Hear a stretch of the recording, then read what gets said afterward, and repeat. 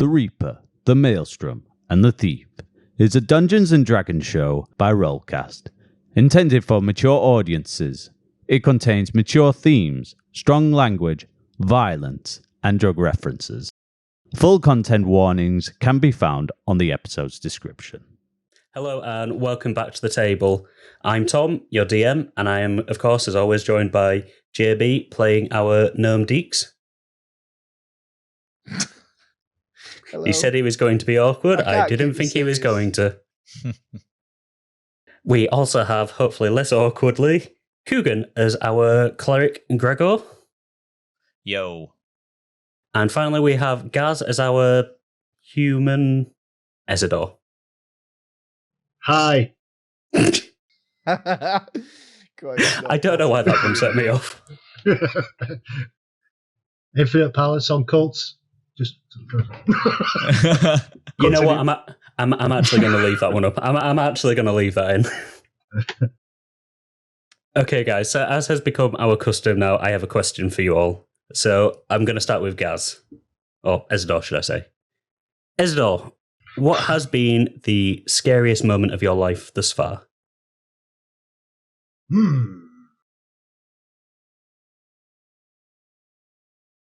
Well, I mean, I would say it would have to be when I joined with my little friend Jax here. That was rather scary. I can't think of any other time it was, because when he would take over, when I would lose all control, that can be a terrifying thing, being trapped in your own mind and doing possibly quite terrible things, sometimes heroic things, but by accident. So is it fair to say, basically, that whenever Jax takes over, it is quite a harrowing experience for you? Well, imagine this, DM. Imagine you are a marionette on some strings of some deranged psychotic lunatic. Pulling the strings, making them do whatever he fancied, or any whim, any vile carnage. And all you could do was watch. Oh, do you Yeah, watch that doesn't when sound you're great. in Jax's form? Sorry, what was that, Gregor? I was just asking, do you watch when Jax takes his form? Mostly, yes. Do you- Yes, I watch. Oh. I don't have much control there, but only when I got the trinket that was. The ability to really overpower him at any point. Now he knows because I am in charge. Basically, he knows at any point I can just take over. Although, when he's been, so we say, subdued for some time, he can get a little bit irritating because he's like a permanent voice in the head, which just gets louder and louder and louder. So it's wise to let him have his time in the sun, but not too much. No, that's fair. That's fair. I didn't realize you had a trinket around your neck. Yes, it's sort of it's this thing here. I'll show. It's black. Were you just flipping the bird to him? It's right here. Can you see it? To be fair, that does sound quite harrowing. Stop asking me fucking questions. Never Now agreed mind to you- being interviewed. Now mind your own fucking business. You can say that. You can say that. Oh. No, anyway, I'm showing the trinket with like gold, silver lines through it. It's like a black stone. I go. It was a mage that actually was a sort of voodoo doctor, I would say, that managed to help me gain control and has allowed me, especially with this stone, allows me just to really keep on top of it.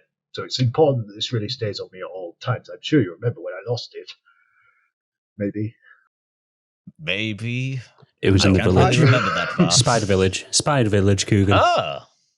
Oh, yes, that's true. That was a very scary moment. I was a bit afraid of you at that point. Didn't really Well, I know was you. scared then because I had lost the ability to stop him. So if he really wanted to, he could have gone.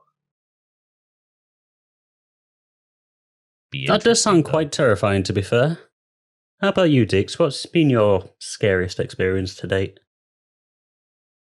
Probably when he was captured following this team these groups of people, because he was following Bimit, the dragon, if you remember. That was his. That's what he was interested in the most. And then to be snapped, because he's always liked adventure, but he's never really adventured this much. So being snatched and taken and put in a cage is going to be his scariest moment. He doesn't show it very much. No. He's quite good at, but he's very small. It's tiny, so he hasn't really got much going for him. In regards to strength and things like that, so he's always worried a little bit. Yeah, that makes sense. He's good at hiding it. Would it be fair to say? Was it the Choldrith? Was it the cultists? It was the Choldrith. Yeah, so you got captured by the cult, and then less than 24 hours, you found yourself strung back up again by a Choldrith. So I assume probably, that would make sense if there's 24 hours. Were some of Dix's scariest moments. Dix is our little damsel in distress. Yeah, he can be. He can be. He's not good. He won't let you see. He won't let you see it though. And finally, Coogan, how about Ezador? What's been his scariest experience to date? Ezador? Not Ezador. I'm going to try that again. Because you used again. to sell me last. Well, that's it. That's it exactly. Ezador's always last. last to the session as well. For fuck's sake! Please, stop. He said quarter. I was watching Game Grumps. And how about you, Gregor? What's been your scariest experience to date? Oh, hands down, it has to be when I was battling with Lord Titan in his army. Some battles we won, other battles we lost. And when you lose, you don't know who's with you or who's against you. It's basically a free-for-all at that point because your forces are scattered, the enemy's hunting down strays, you're literally on your own at that point. And luckily, I came out of them 2 or 3 times. And it's something I would never want to experience again. So, would you say it was fair that there was probably quite a lot of infighting in the army as well? Infighting?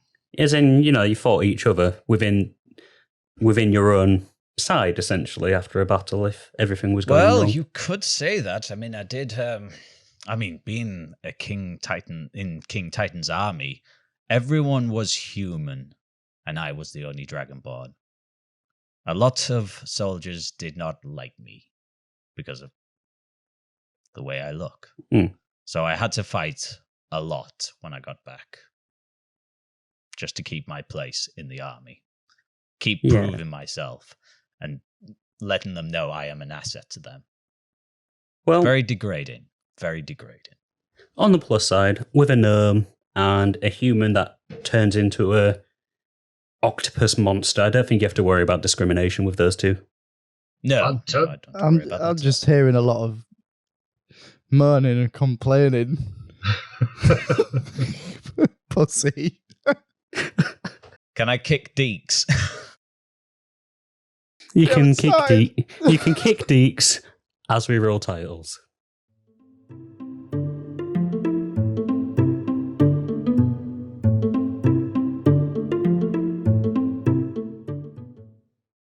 So, guys, the last time we saw you all, Dix, you had headed to the dark area to finally pick up your armour, the one that was made out of Boletus mushrooms.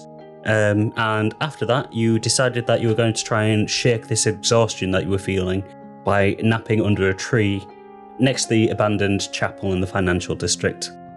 As this happened, Ezador and Gregor continued their search for Vesh, which led them to the guardhouse at the harbour. Unfortunately, though, Gregor broke the front door of the guardhouse, which immediately drew the ire of the guards. After bribing them, the guard informed them that the fireworks from the previous night were indeed set off from the docks themselves, and if they hurried, they might be able to catch the employees as they packed all of their stuff onto their ship before they departed. After talking to the company's owner, they discovered that although Vesh was meant to help, she never actually turned up. And after a couple more questions towards one of the employees, they learnt that although he hadn't seen her at all when she was meant to be there helping, he had seen her previously at the circus helping there earlier in the day. Both Ezador and Gregor then headed to the outer area and to the circus itself. After Ezador had a little bit of a close call with a girl outside of the circus, they entered and again discussed the situation with the ringleader, with the ringmaster, should I say, sorry. And they found out that Vesh had indeed been at the circus, which narrowed their area of investigation just that little more. The ringmaster also informed them that with the town of Port Harbour being a place of commerce, abductions of children weren't all that rare around here, and if they wished to save Vesh and stop her from being subjected to harm or anything worse than that, they needed to make sure that they found her, and found her fast. She also let them know that the nearby clown in the corner, named Harper, might have some further information. Unfortunately, Harper could not speak, he was mute. He communicated only in squeaks, something that was lost on both of them until they both grew quite irritated, and I believe Gregor was about to hit Harper before the ringmaster. Shaking Harper before the ringmaster finally informed them that he was mute. Harper then relayed his information via balloon animals, something that, again, was lost on the two for a little bit, but eventually they figured it out. The balloon animals themselves kind of showed a small figure and a larger figure with a sword, and also somehow a depiction of the dark area. I don't think I went into detail on that, let's not question it.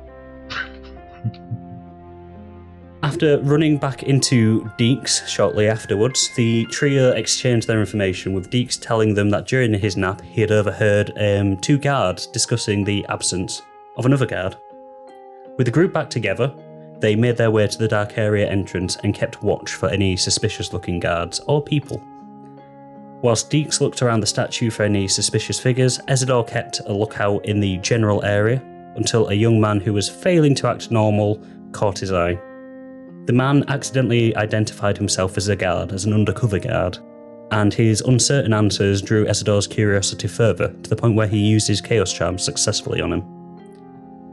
He pressed on with the man until eventually he identified himself as Genesis Orin, and he subsequently broke down slightly after the reveal of Corvirian Bone Crusher's death. After threatening Genesis a little bit more, the boy revealed that the job that Corvirian had given him was to escort Vesh to the dark area, though for what purpose he honestly did not truly know.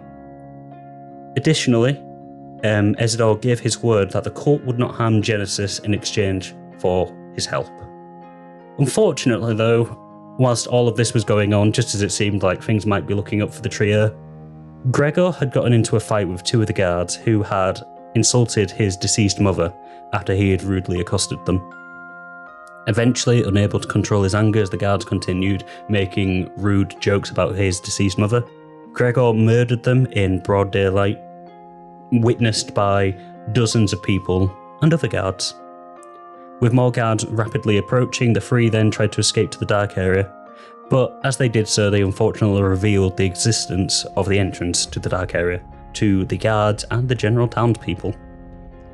Not long after they had reached the actual dark area itself, Aja confronted them furiously, demanding to know what the hell they had done. Though, before Aja could really get into it, Gregor decided that he would walk away to go collect his armour. In the conversation that followed, Aja told Ezador and Dix of Rill's location before setting off to catch up with Gregor. As this was happening, Gregor had picked up his armour, but before he could leave the shop, an incredibly irate Aja entered, infuriated that once again Gregor had been at the heart of the potential exposure of the dark area. He entered the shop, the air whipping around him, as he claimed that they needed to have a talk. And that, guys, is where we got up to last session. So, Gregor, at the moment, you are in the shop armoured by Civlis. Aja has walked in, the air around him is whipping around. This is the right track, but it's far too loud. The air around him is whipping around. He's causing the armor around to just shake on the mannequins. Any paperwork is flipped up and is swirling around him. I think we need to have a little powwow, don't you, Gregor? Huh? A little powwow? What are you talking about? Well, a little birdie tells me that you murdered 2 guards in broad daylight, which, fine, whatever the fuck you want to do, that's fine with yous. However, when yous was trying to escape down here to a place of, I don't know, safety or something like that, yous decided to enter in full fucking view of all of the guards. Now, there's guards up there hammering at that statue, wondering how the fuck they get in. That's on you, Gregor. Okay, I do see that. I really do. But what? What possible excuse could you have for leading the guards right to my doorstep? I'm just gonna shake my head, just like, nah, not really any reason. Alright. We're just gonna go outside. We're gonna have a... You don't want to do it here? Nah, see, unlike you, I care about the people in the dark area. Now, Sivlis, bit of an odd elf, yeah? Think you'd agree there. But I don't want to destroy all of his armor. So let's go out into the square. I tell you what, we'll even drop our weapons and just do this with our hands. Huh? Sound good? So I get a beating from you, and then we're square. I mean, I was just going to say that we throw the fist at each other, but if you're fine to just take a beating, then yeah, fine, fuck it. Oh, I wouldn't take a beating, I will definitely fight back, but then we're even. Let's see how it goes, huh? Good job. I just say goodbye to the shopkeeper. Au revoir. See you in a bit. Au revoir. Just put the thingy back in. Yeah. I just walk out with him. So the two of you walk out. Aja, his face is just absolutely fucking fuming, as you can imagine at the moment. Ezador, Dix, you are both still at the entrance, I'm assuming, in that little open square area with Yes. Genesis. So as you three, should I say, are there, you can see Aja walking out of the shop, absolutely irate, as his chain blades are still kind of hung limp. Before he makes his way into the centre of the square, he kind of lets go and the chains just drop to the floor. Gregor, have you followed him? Yeah, I'm still following him. Hi, guys. Do I see them? You can see them down in the distance. All right, guys. What's Hey, what do you think? New armor? Hey, just give it a tap. Yeah, it looks good. It looks good. What's going on? Oh, this is. I was just pissed at me for something. Something I'm pissed about at him leading the guards for- here. Yeah, for that. Yeah, that's it. Yeah, that's what he's pissed at me for, and he wants to beat the living shit out of me. Well, Of course. can't say he doesn't have a point there, Gregor. No, I don't see one either. It was my fault, so I need to take it like a man, like a dragonborn. I'm Like a gonna nudge dragonborn. Dix, and I'm gonna go 20 gold on. I've got his name. Who are you, Tom? Aja. Yeah. Azure. 20 gold Tw- on Azure. And I'll pull on his robe. We can't. Yeah, all right, you're on. He did wrong. He should. Yeah, I think it's right. He should be accountable for his actions. Can I reach into my bag of holding and pull out 1,000 gold and then put it onto Ezador's hand and just go 1,000 on me? You can. You weren't supposed to hear that. Oh, wasn't I? It's a mighty fine hearing from Gregor, but if you want to make a bet on yourself, Okay. What? So if you lose, I just keep it. Yes. Okay. Does he have to pay you 1,000, Gregor, if you win? Yeah. I just get my money back. Yeah, I'll just give you 1,000 back. Deal. I'm just looking in utter confusion with my head tilted to one side. I'll just go. so yeah, either Gregor loses $1,000. Or he gets it back. Yeah. It's You know like what? the merchant all over again. Well, I've got the money. It doesn't matter. This bag of holding's full of it.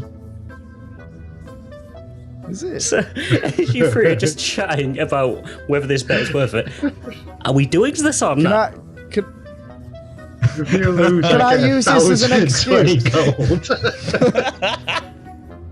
Can I use this as an excuse to roll insight on Gregor to see whether he's telling the truth as he's got lots of money in his bag of holding? Go for it.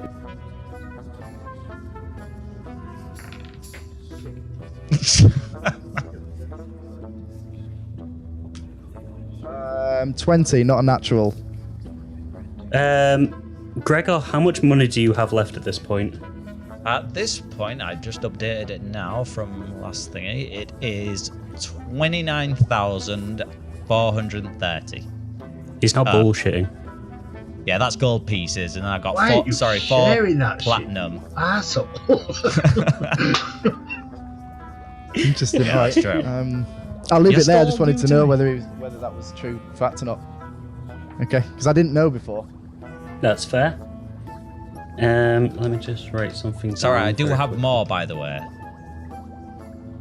Like platinum pieces and. Oh yeah. silver How pieces. much is your overall wealth then? What's overall world? What, everything together? Yeah. So like you've got that much gold. How much platinum do you have?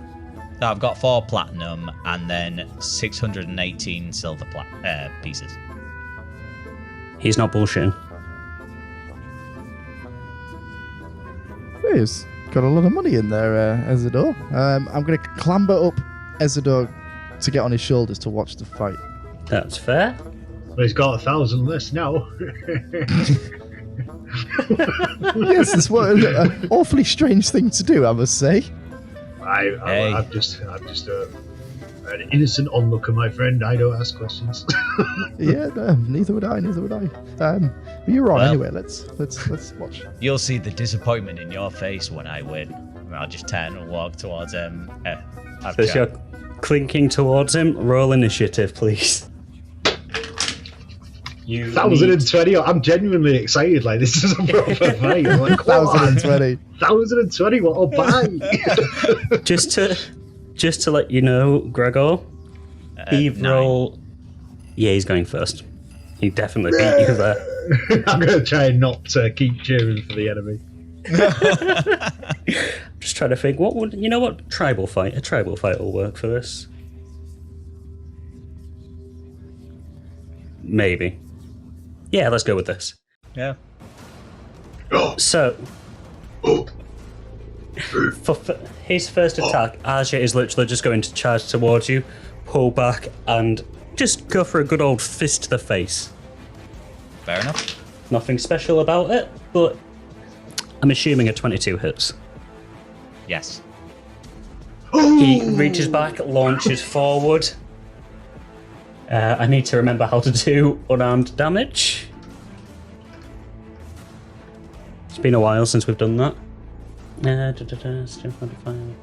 Straight up death check. Takes off my head. Well, that's the end of Gregor. Bollocks. 1,020. Sorry, I just need to... Just bopping away on your shoulders.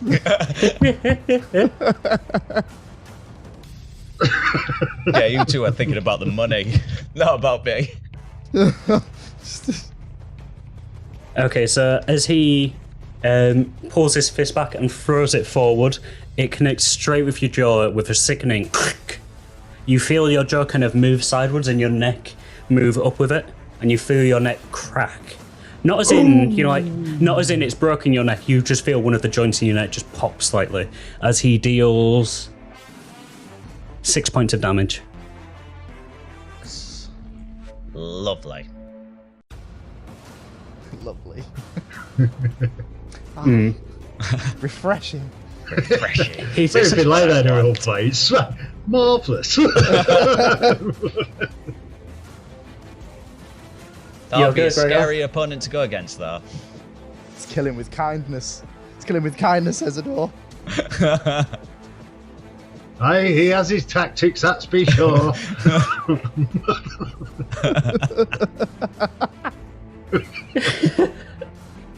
Go for it, Gregor. What is your attack? Okay, I'm just going to go for... As he connects... Yeah, as he connects with my jaw, I'm just going to look back, and as he starts relaxing, I'm just going to go straight to the gut.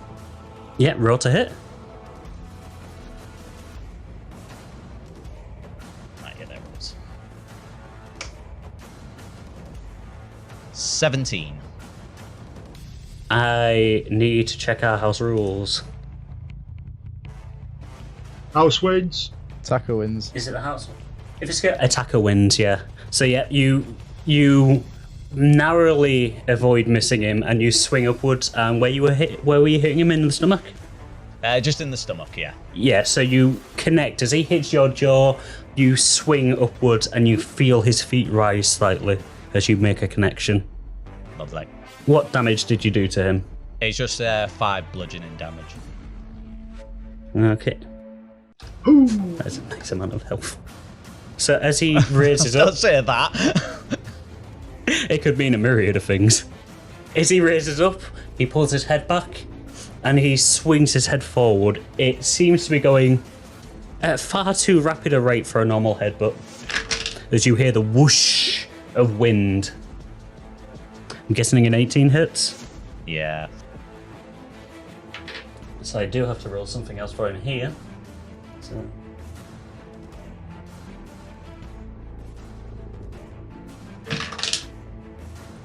He swings his head back and swings it forward as it moves at an amazing speed.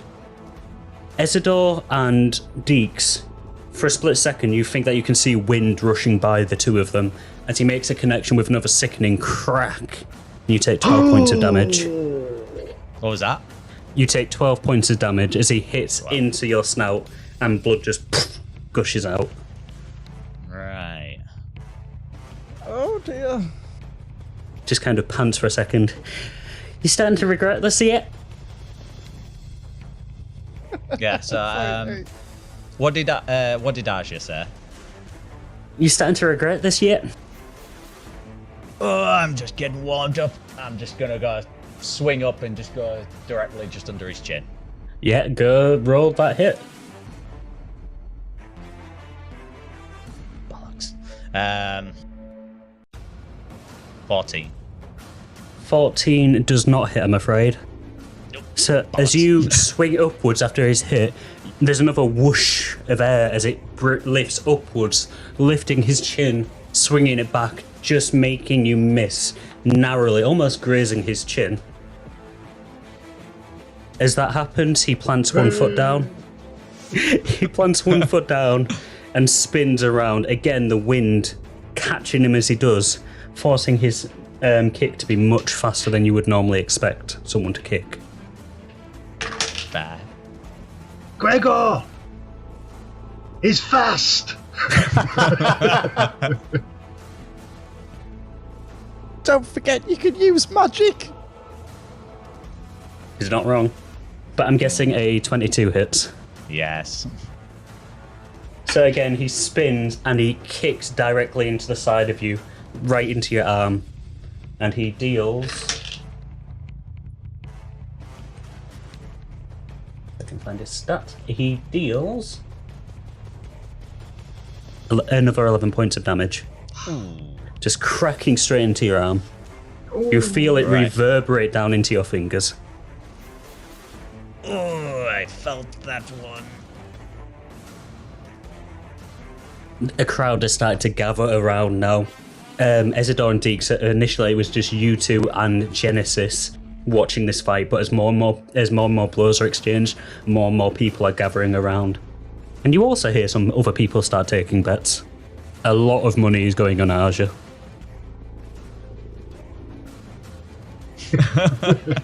Magic! Gregor! Magic!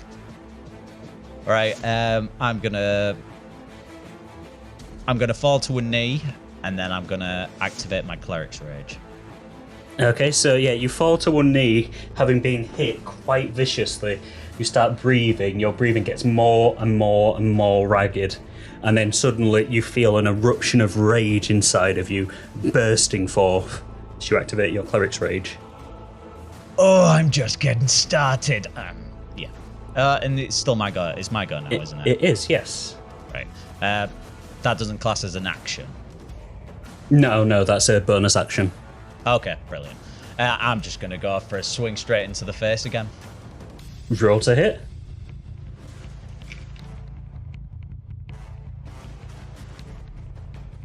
Uh, 22. That will hit, yes. Lovely. So what is your damage? Is that -5 again? Well, just one on the notes. Oh yes, please, yeah, because I think, yeah, you're right. Yeah, my effects is advantage on any attacks with an automatic critical hit. Okay, you do 10 points of damage then. So how are you hitting him again, sorry? I'm just going up for a swing and then just coming straight down, straight into the center of his head, where he headbutted me. So as you rise and you are kind of raging now, you just pull back, and before he can react, you've just cracked him square in the middle of the face. He takes a step back and he bows his head slightly as more wind rushes back after you've...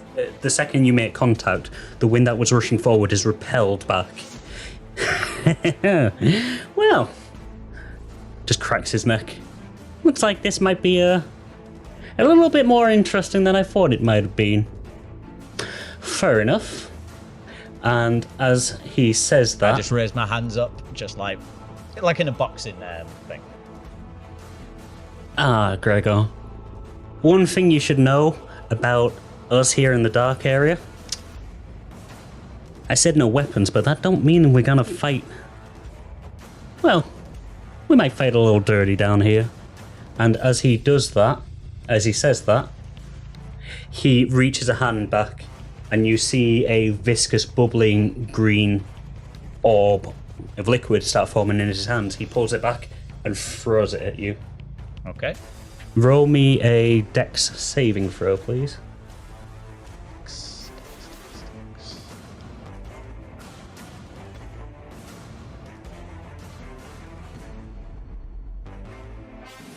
That is 15. Unfortunately, you kind of jump back as he throws it. You kind of leap back a little bit. Your foot touches onto the ground as this orb splashes down, but unfortunately you don't leap back far enough, and it sprays up and covers the front of you, dealing 7 points of damage. As this acid just... Oh, sorry.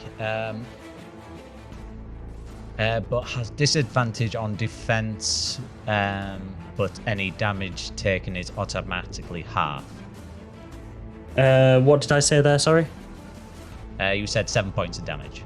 Okay, 3 points of damage, we'll round it down.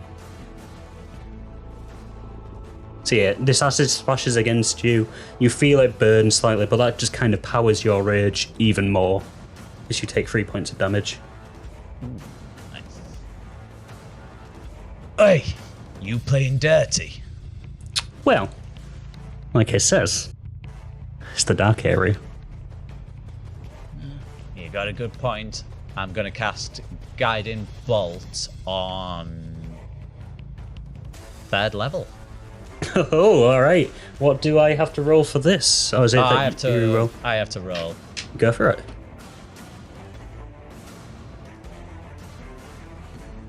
Oh, for fuck's sake. Natural 1. Oh. Gonna have to break out the special die. Oh. Shit. I still have faith, Ezador. I still have faith. Yes, I'm sure it's coming. I may have to intervene if this comes any further. Yeah, don't worry, Dix. We'll intervene if needed. Let's just make sure he gets his lesson. It's needed. Well, all right. Roll your damage, Gregor.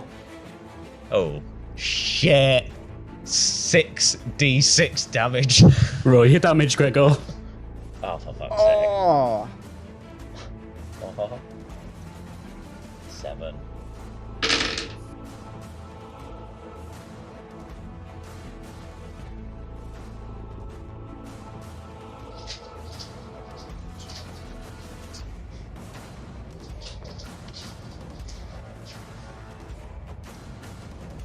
17 points of damage. So, radiant points of damage. That's fine. That won't affect you, one way or another.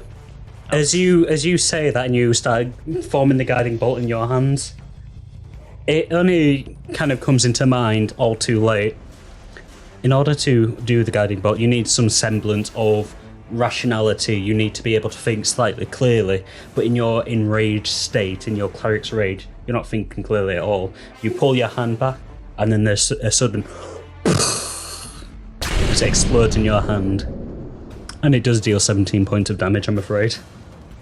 But to me? Yes. Do I know that it's going off at the time? Can I say something just before it goes off? You can tell that something's not quite right with this one. I just go, shit. 17 points of damage. Alright, so that is me in the minus. Oh! As it explodes in your hand, you kind of spin around and you fall onto the floor, unconscious. Maybe we should have jumped in a slight earlier there, Dix. I was thinking this was going to be a big one.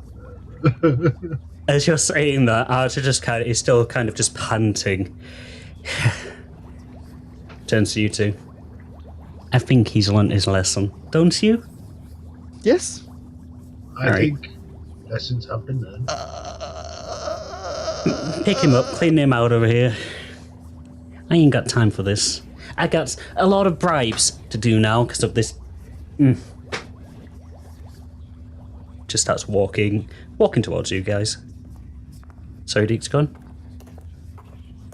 So what is the next step for us all? Are we all trapped down here? I don't know. To be quite honest with you, I ain't too sure what happened topside. I imagine Gregor probably can't show his face for a little while until someone pays all the guards off and just kind of looks down to Gregor. And best be assured, you're going to be comping all of the bribes I'm going to be giving out. Because there's going to be a lot for your fuck up. But we're squared, right?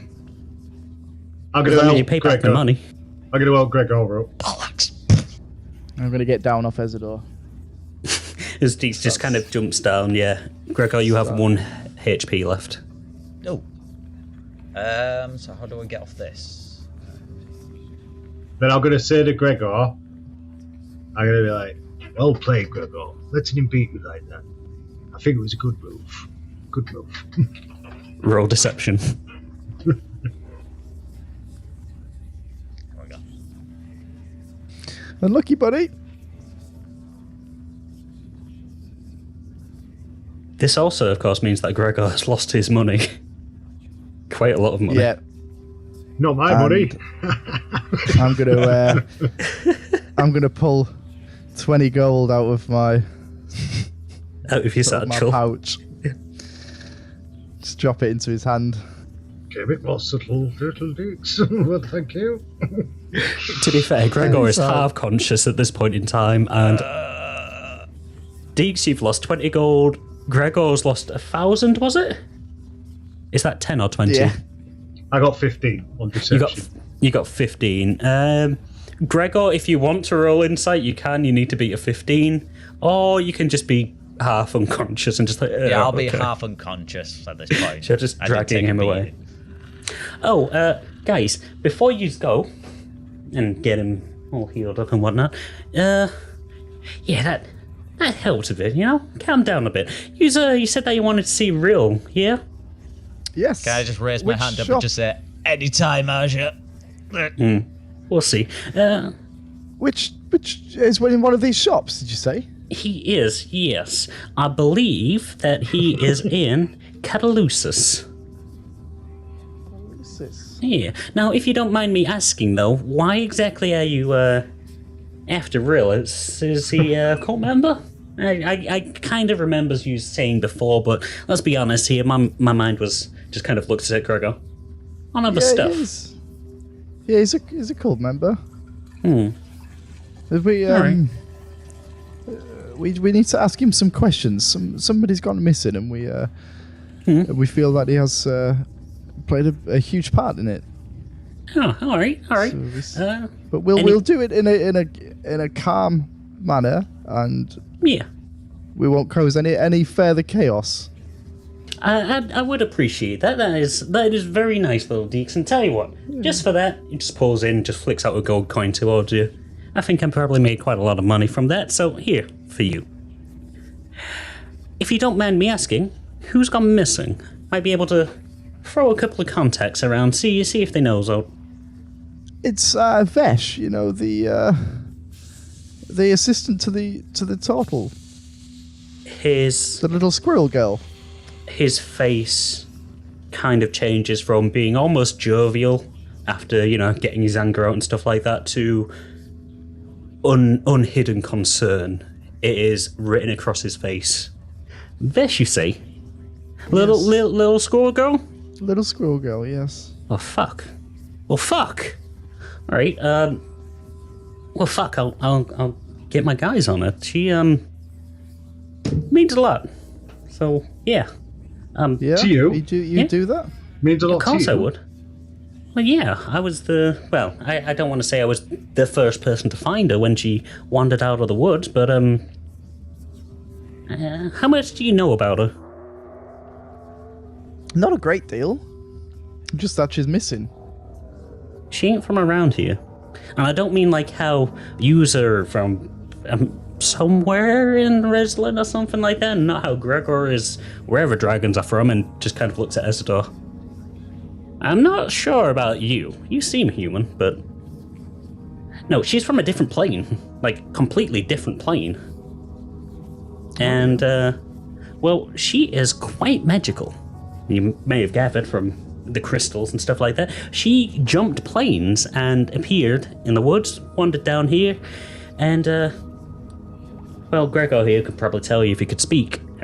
But she's a little naive, and when she got to Salt Harbor, a couple of my guys started working her over, trying to scam her out, get her into indentured servitude. And, well, being an orphan from a distant land myself, coming from that place, Erebor. Yeah, been a while, guys. Coming from Erebor myself with nothing but the shirt on my back and being rescued by, God, I should have these characters' names in my head straight away. Blacksmith guy, if anyone can remember his name before I look it up. The fish. Yes, I remember who it is, but I can't remember his name. Yeah. Sorry, 1 second, guys. I have fucked up massively, I'm not. Luna, Salt Harbor, commercial area. Having been rescued by Zelnus, the blacksmith, I thought, she reminded me of me. So I did what anyone else would do, took her down to the dark area for a few days. I was gonna get her to join my merry family down here, but she's too pure a soul for that. Could not scam even an old lady. But we saw her opening these tiny little portals, couldn't fit through them, even being as small as she was, but it was obvious that she had an aptitude for magic, so I took her to Zelnus, asked him, what the fuck do you think I should do with her? And having been a previous apprentice of Nezi, Zelnus was like, hey, we'll take her there. So, in a way, I'm the reason that she got her job at the Crystal Tower. I talked Zelnus into letting her stay at his little humble abode to look after her, and every now and again I check in on her. So, yeah, if she's gone missing... maybe you should accompany us then. I might rejoin you guys in a little while. At the moment, though, just looks at Gregor again, I have a situation to deal with. If you guys start handling it now, if you've not got it resolved, then I'll help. Exactly. Okay. However, there's... I'm assuming if you're down here and if you're feeling Kirill's involved, there's a chance that you think she might be down here somewhere? Yes. All right. Give me 1 second, he says as he starts searching in his like over jacket, pulls out a letter. Give this to any of the guards if they try and stop you. Free access. Everywhere. Oh, well, thank you. Don't make me regret this, Dix. Appreciate it. You have my word. Thank you. Chaos will not be for not being indulged down here today. I'm rather done with it today, I must say. Yeah, I ain't a big fan of it myself. Get him cleaned up, go visit Real, and we'll see if I can't help you. Yes. One more time, what was the name of the shop again? It was Catalusus. You'll be able to see it quite easily just down the road. Okay. We'll catch up with you later then. Aye. Thank you. Please, do your best to find her. I'm going to be heartbroken if anything happens to her, and I'm going to be quite honest with you here. It'll break Zelnus' heart more than anything else, and I don't want that. And also, she's a good... Whose heart? Zelnus, blacksmith guy. He looks after her. She's like a kid to him. Okay. Yeah, of course. We'll do everything we can. Azure, we'll see you later. I'll turn over to Ezador, give it a click, walk over to... how's he doing? Well. Asher with a soft heart, eh? Yes, I think he'll be alright. Maybe a bit of a dented pride, but... We know He'll be fine. We know what you did there, Gregor. It's very wise. Letting to beat you down so frivolously, so easy. You probably managed to appease him a bit there. That was very well played. Yes, a great fall from you there, Gregor. Great fall. I just get up and just feel in my teeth. I go, I think that bastard chipped my tooth. Roll insight for me, please, Gregor. I mean, you could have done worse if you just flopped on the floor like a drowning fish. Well done. All right. Was that insight again? Yes. Actually, roll it with advantage because you are, having been a soldier and having had your background in King Titan's army, you have experience in hand-to-hand fighting. 15. With a 15. Okay. Even though you only exchanged a few blows, you get the feeling that Arja isn't powerful. He is power. There is a reason that this man who is in his, you'd assume probably late 20s, runs the Dark Area, a place full of criminals. You know he was holding back a lot. I just raise and I just come to this realization. Wow, that was a lot of fun. Let's go. You realise that if he really wanted to, he probably could have killed you very quickly. It's nice when you meet a strong opponent. Something to rise to. I need to roll something for you. Give me You have inspiration. I hate to do it, but yeah, I rolled a d20. Anything above a 10 was going to give you an inspiration point for that. Given how you've been over the last couple of episodes with fighting people. You finally have a mountain to climb. Yep, I'm finally getting climb somewhere. It. We need to go to Catalusus. Oh, sorry. Can I roll for my to cast Cure Wounds on myself? You can, yes. As you guys are starting to make your way to Catalusus, Gregor, you are trying to cure your wounds. Ezador? Yes? Do you mind taking lead here? Why? I just feel you're rather better at talking than me. Well, you sell yourself short, little Dix. You might be short in stature, but I think you're very tall in other departments. Yeah, in other departments I am, yes, but talking isn't one of them. I believe you get the most answers out of... I tend to skip over things and miss questions. Do I? You tend to... This is your area, Ezador.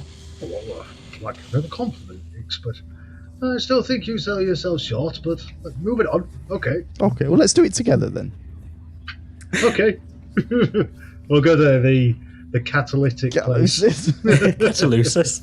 Catastrophic. Sorry, Gregor, what was you asking? Sorry, I was asking, can I cast another Cure Wounds on myself? You can if you have the spell slots, yes. Yeah, there's my last one. Lovely. Okay, so as you guys approach the shop, you notice that It appears to be made just out of slats of wood, hastily slapped together. It's almost like a shack, essentially. It looks, ironically, given the fight that Gregor's just had, like a good gust of wind could blow it over. The door is ajar, and above it are the words Catalusis in common. Do you guys enter the shack? Yeah. Certainly do. And I'm going to tap my pocket with 1,020 extra in it.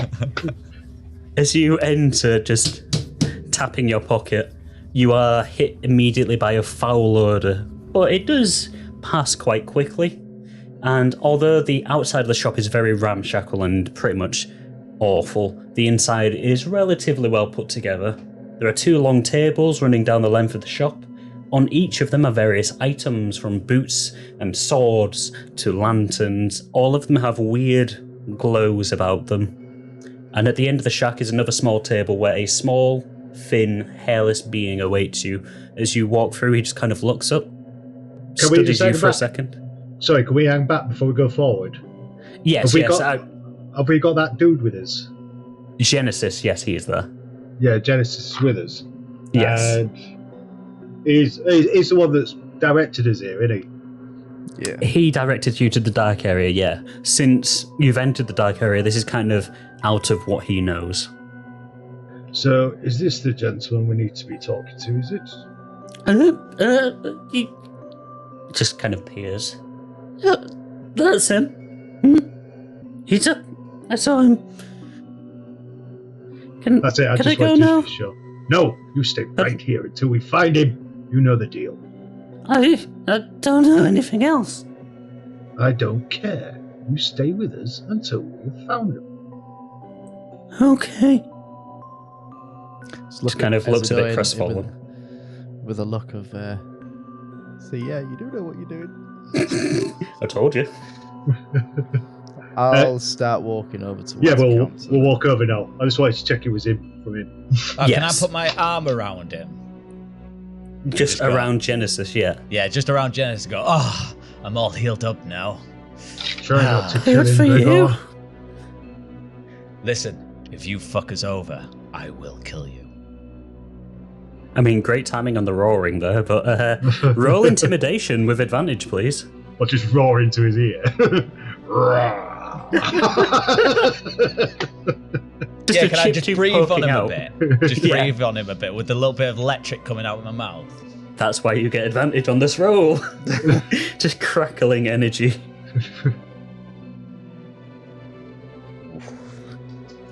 It's good because I've got the plus. What was it again? Intimidation with advantage. Intimidation. We've seen that episode of 16. So good, JB. It's like the Haunting of Hill House, where the big man with his hat bends down and all of a sudden it's in the face. Just pretty much inches away from this poor man. He starts shaking, Gregor. You can feel him You can feel him start viscerally shaking. Okay. I just give him a big tap, like on the shoulder. He kind of lurches forward.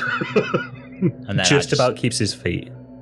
And then I just put my lift my arm up and start walking in.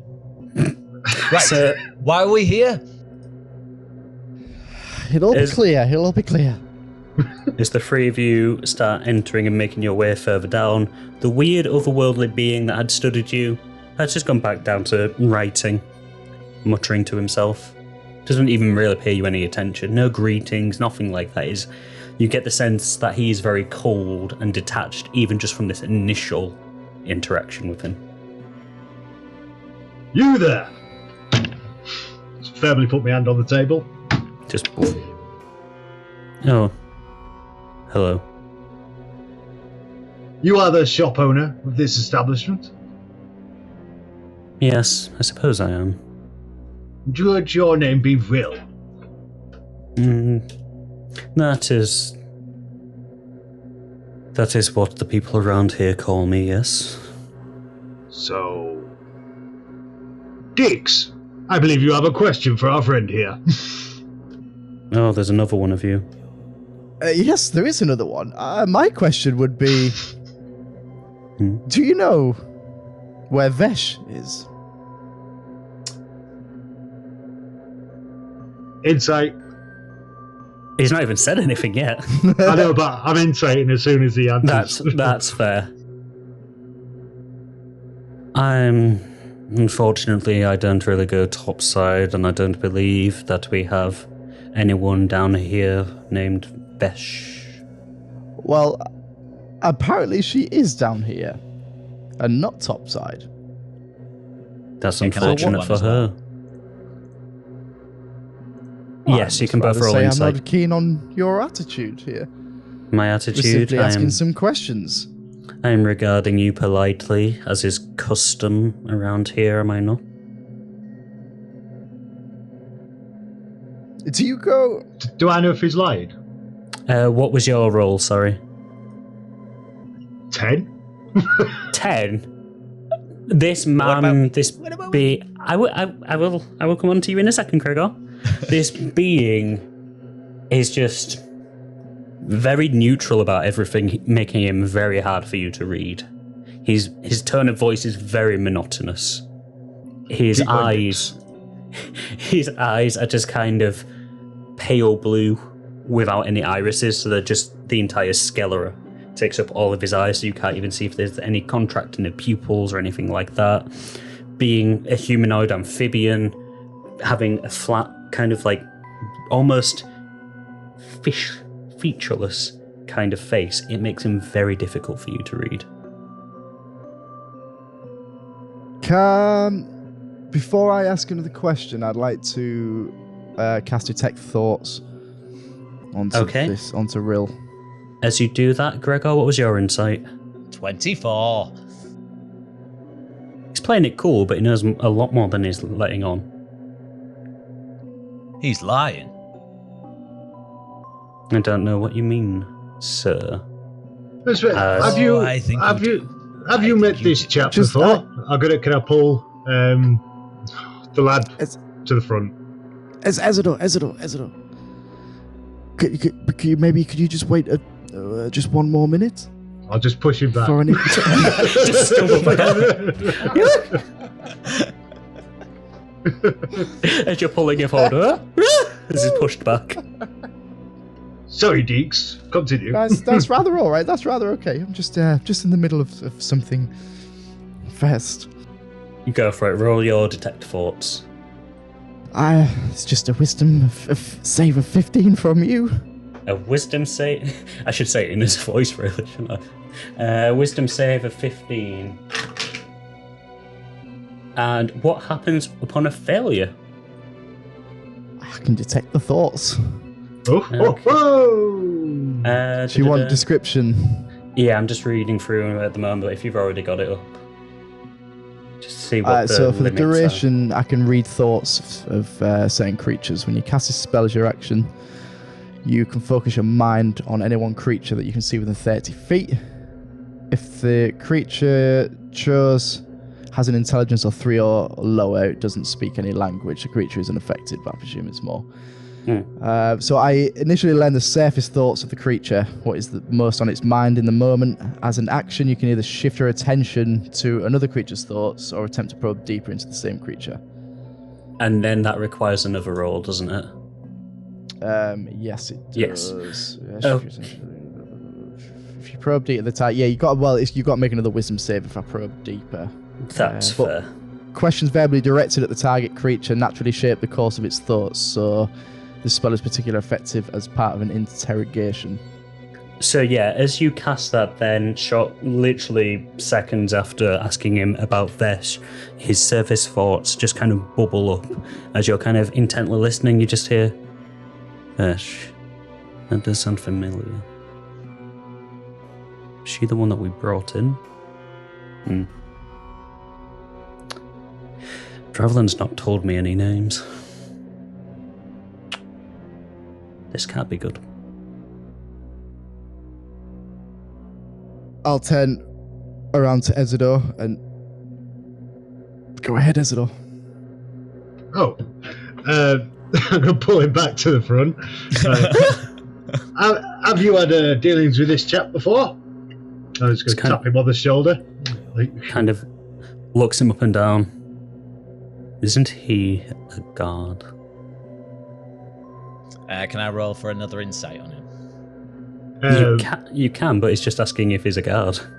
Oh, right. I thought you were saying, I don't know this guard. Sorry. Yes, and we have reason to believe that you have met this gentleman once before.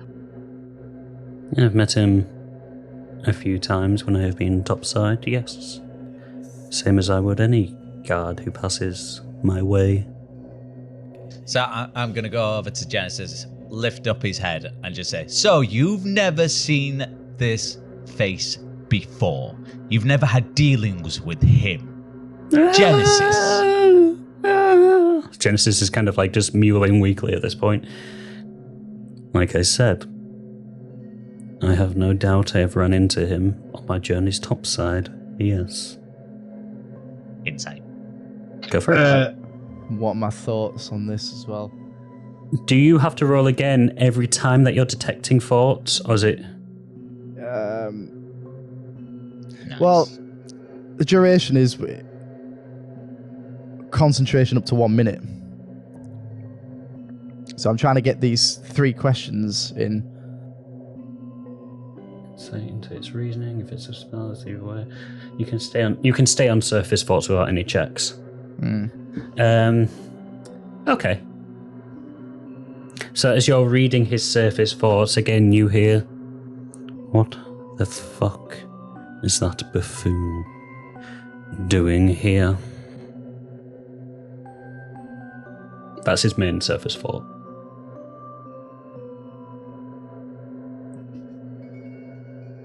You can decide to delve deeper if you want. No,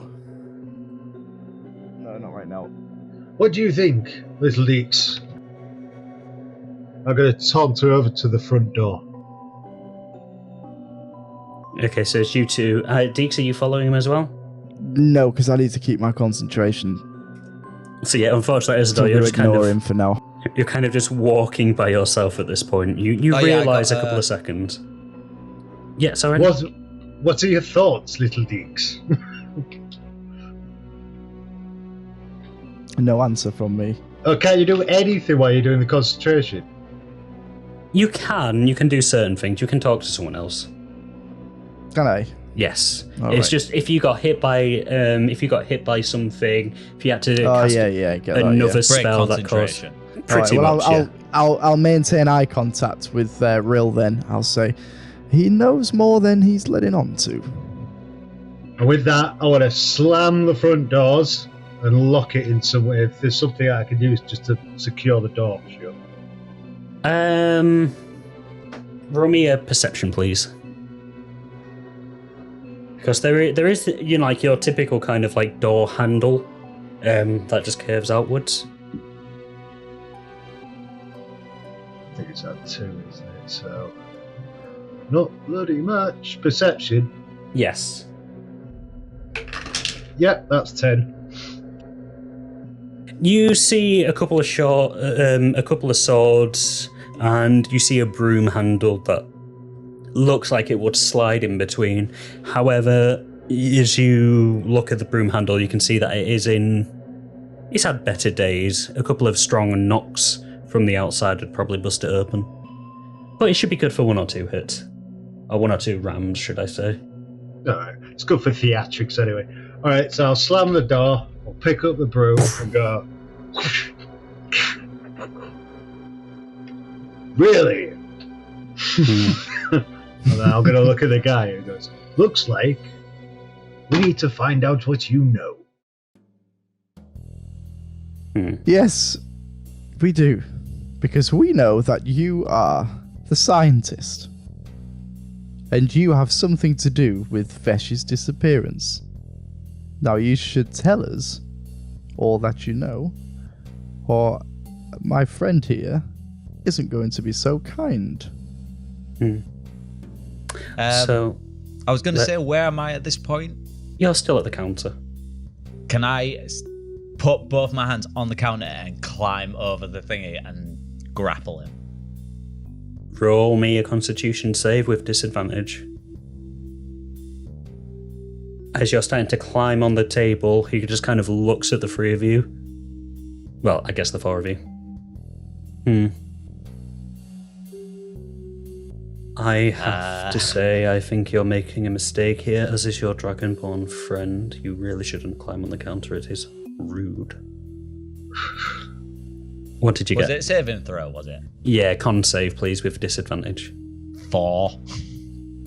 As you put your hands onto the table, you manage to get a foot onto it, and then you suddenly feel like a very strong reverberation before another.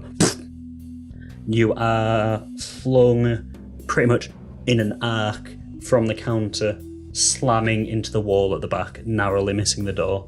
And you take 3 points of damage.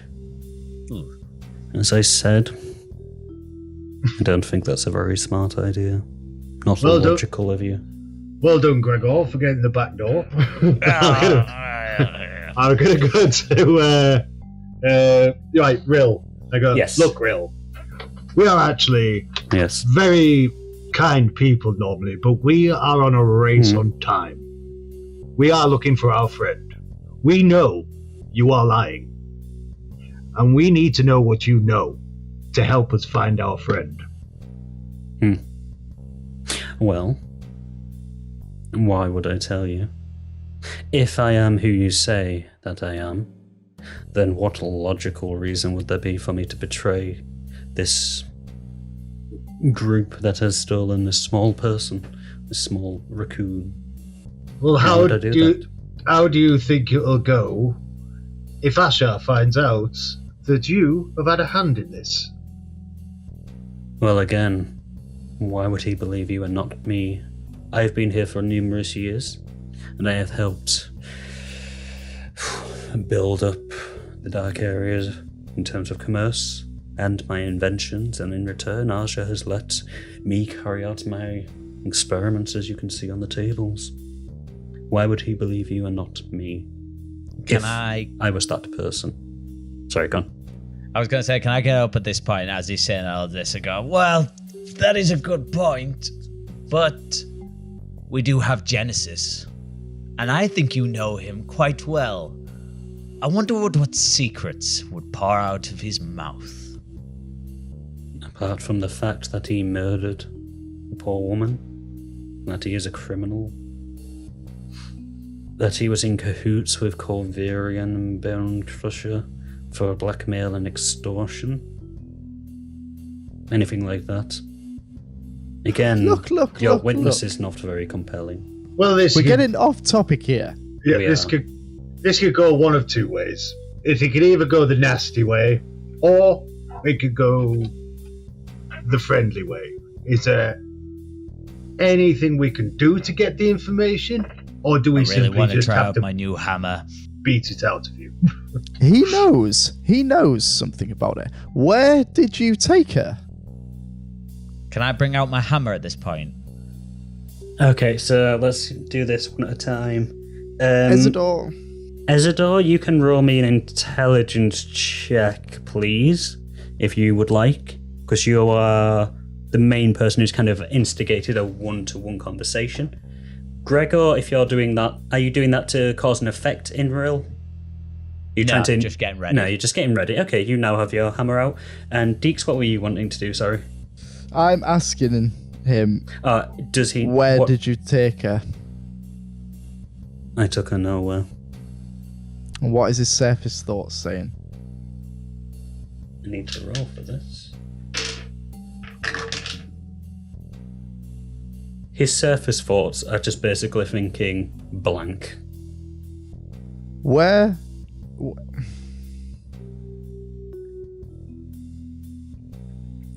is she?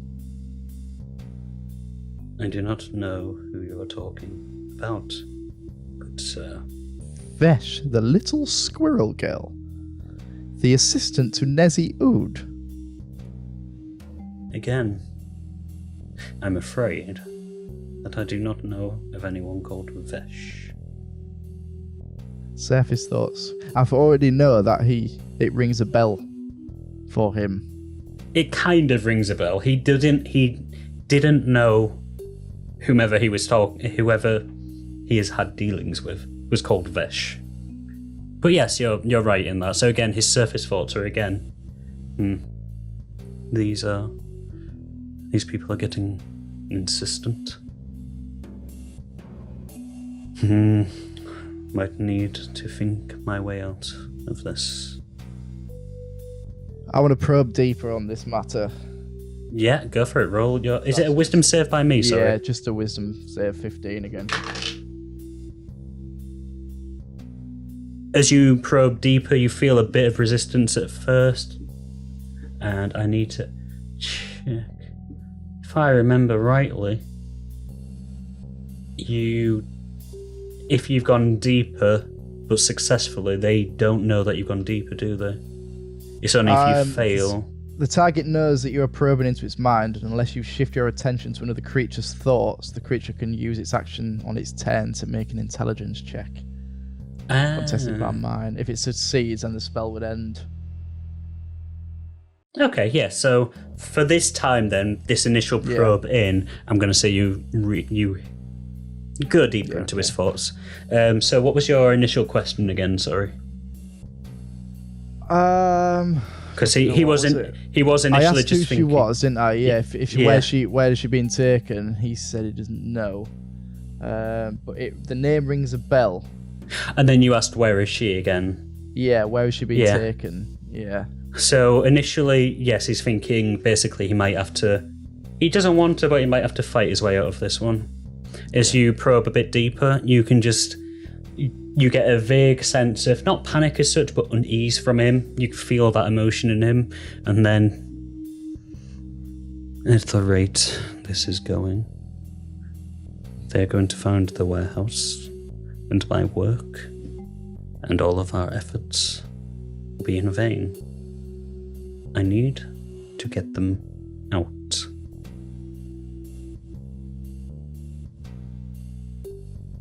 Gregor? Yes? Do you remember when I told you to calm down? I don't really remember you telling me to calm down, but go on. Yes, well, when I asked you to stop killing people and hitting people and making an awful racket and a mess of everything. Oh, yes, I do remember, yes. What about it? Forget that, will you?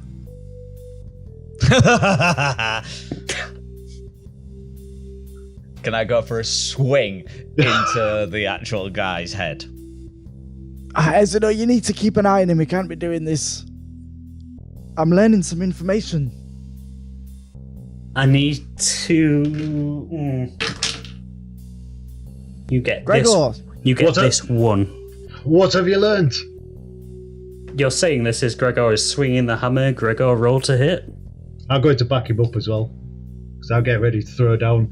This guy knows something. He's not telling us. He does know something, but I'm inside. Just let me work it out. Yeah. Gregor.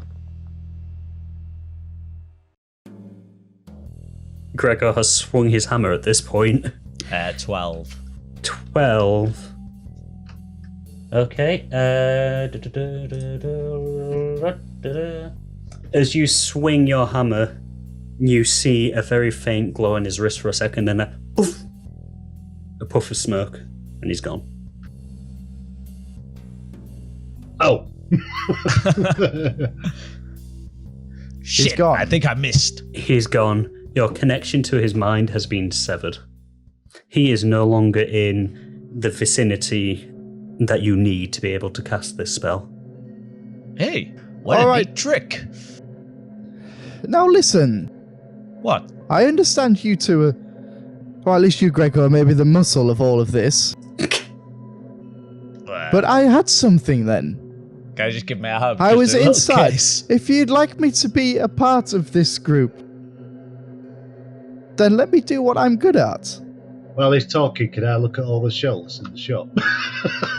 Ezador, I'm also talking to you. Yes, Yeah, yes. can I just turn around and actually just start looking as well? Well, I am sorry, Dix, but I didn't know. How did I know you was doing something? All I knew was that he knew something and he wasn't telling us. I tried to talk to him, it didn't work. You said I was good at this. It'd be nice if I could be taken into account here, and when I say something, for you to at least to listen to me. I asked you several times. I couldn't break the concentration. Oh, come on, your way was boring. I mean, at least I got to swing my hammer. We could have had a fight over this. Well, no, Dix, you didn't say you were doing something. You just taking too long. You just said I told you all to wait because I was inside his mind. When? Just recently. I said I'm in here. I'm working things out. Let me. When he was swinging his axe, you didn't tell us before. Yeah, when was that? I told you when you walked over to the door and came back that I can't break my concentration. Yeah, but you didn't say that you was probing his mind. You just said he knows something. I thought you were just being dark and menacing. Yeah, but I can't exactly blurt out and say that I'm inside his mind right now. So could you just give me a minute because then he knows. Well, then whose fault is it then? I don't know the hocus pocus you're doing silently in your mind. I just wanted you to watch Gregor, because he's unpredictable right now. And now look what happened. He's gone, and I had something. Technically, he was the one that edged me on. But you said you had something. You're inside his mind when we had already upped it to the level of fighting. We didn't know that before we got to the fight. I just find it annoying. I'm going to turn around and walk out the shop.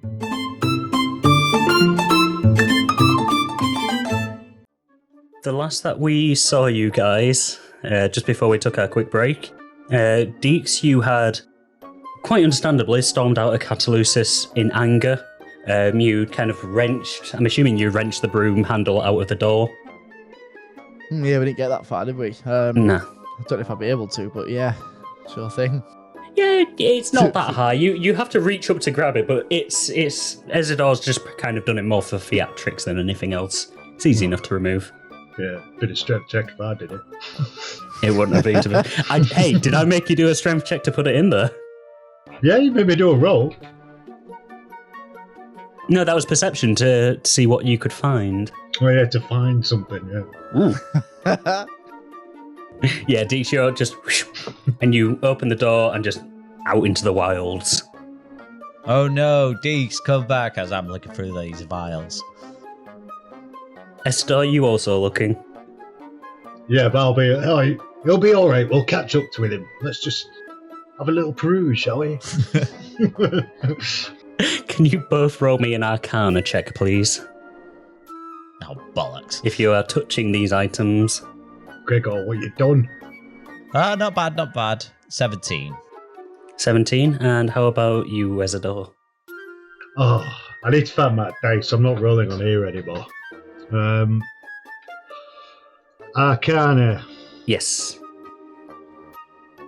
Oh, bloody hell. That's quite a good bonus. 14. 14. Okay, and what did you get? 17? 17.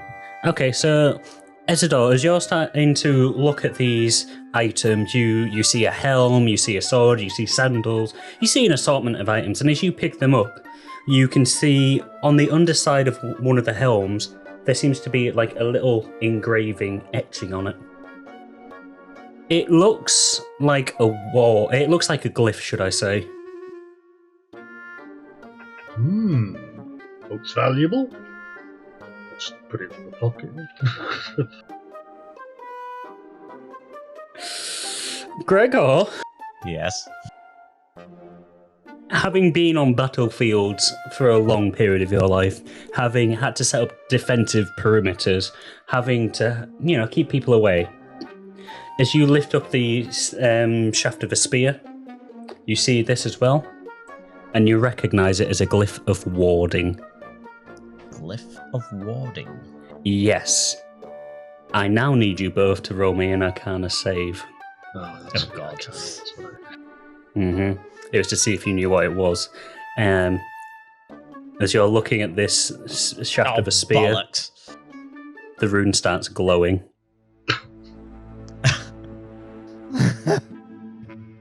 Where's my dice? That was an Arcana check again, was it? Arcana save, I'm afraid. Arcana save. I believe it'll be the same modifier, though, for you. Yeah, well, yeah, I've got an 8. At least it's better than mine. Okay, guys, tell me what you got. 1. A natural one or... Natural 1. Well, actually, -2 if you really want to go. No, -1, actually. But you rolled a nat 1. Yeah. Oh dear. That's one less You've than me. already got what, you on 1 HP as well? No, I've re-healed. I'm back to 33 now. Might be in a second. I got a nat 2. But I get +6 on my Arcana. Oh, that's good. That's very good. Okay. Ezador, roll me a dexterity saving throw, please. Cool. Need that dice. Go on, it's got to be a good roll now. This looks nice. Well, I wonder what this does. As I'm looking at it. 8. 8. Okay. Gregor, roll the same, but with disadvantage. Sorry, was that Dex? Dex save with disadvantage, please. Dix, you might have done the right thing here. 16. Okay. That's with disadvantage, yes? That was with disadvantage. Okay. Just need to roll something else.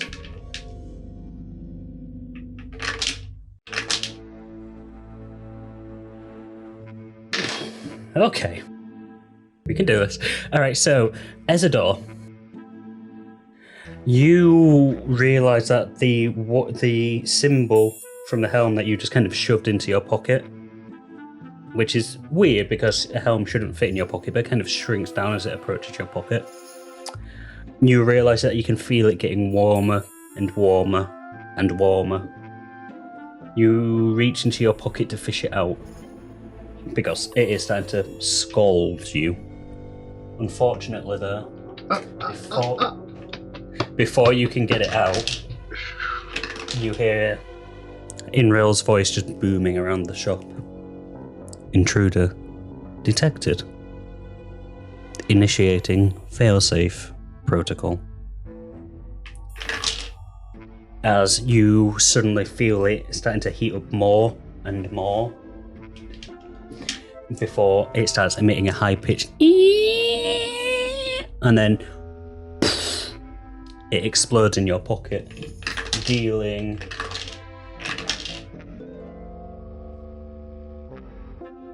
22 points of damage. I also need you to roll me an acrobatics save, please. As you are thrown into the air sideways from this explosion. Never steal stuff. Why am I doing it now? Dexterity. Acrobatics saving, which would be dexterity, yes, unless you've got proficiency in acrobatics. No. So yeah, just your dex mod, I'm afraid. 14. Okay. How many points was it? 22? 22, yes, I believe.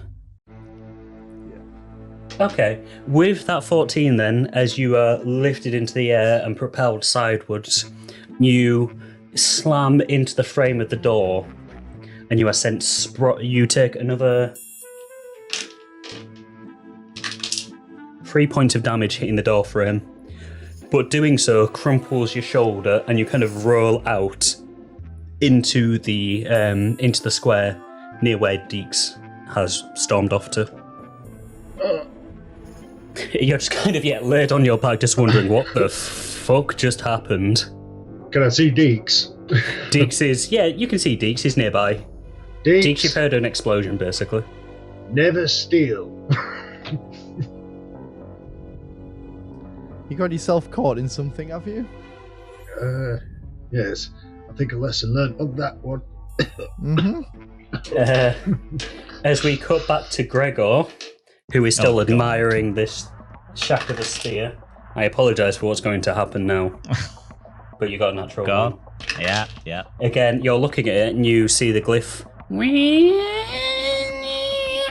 Again, Rill's voice. Intruder remaining. Initiating final failsafe solution. As the shaft.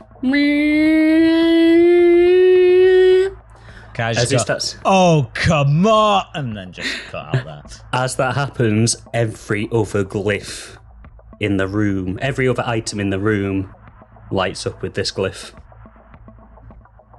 So you're going to take the initial damage, which is... I'm ready. So I turn around to Dix and go, 19. cheese it! 19. You take 25 points of damage to begin with. No, sorry. You saved that dex, so you take 12 points of damage to begin with. Okay. As it... Small, localized explosion just blasts your arms back.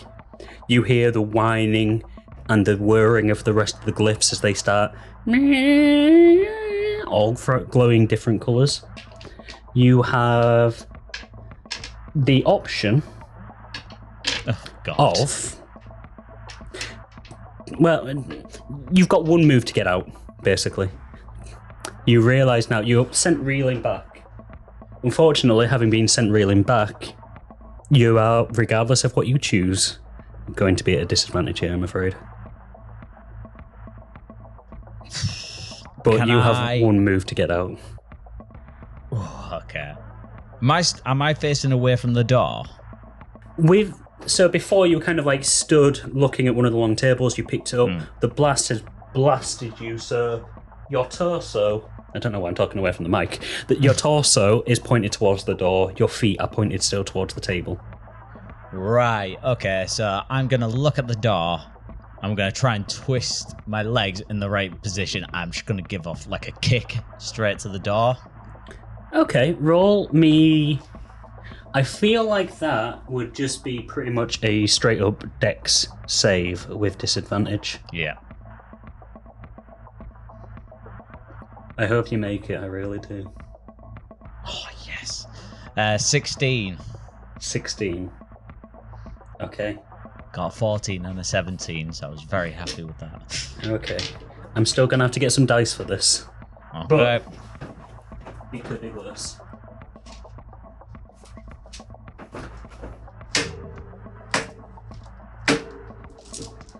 Need to find all of my d6s.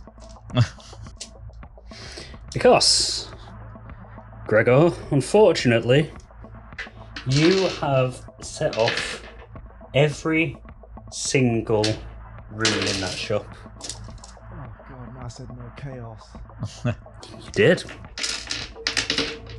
And wouldn't you know who is the instigator of all this chaos once more?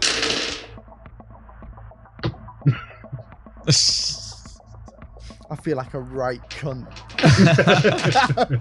I generally, me as a person, I feel like a right cunt. I'm going to have to open the big bag because I've only got 6 of these. That's why I made no promises. I'm almost certainly going to have to edit this down in the actual release because, my god. Alright, there's 1d6, there's another d6. There's another d6. There's another d6. You just had to set off the glyphs. There's another d6. I did my best. You could have just left the shop. We could have, but free stuff. That is only free at the moment because you scared off the owner by threatening him and trying to swing a hammer at him. Exactly. I think we should leave. I don't think I have any other d6s, so this'll do. I got a load. So that's 2, 4, 6, 8, 10, 12, 14. 14 divided by...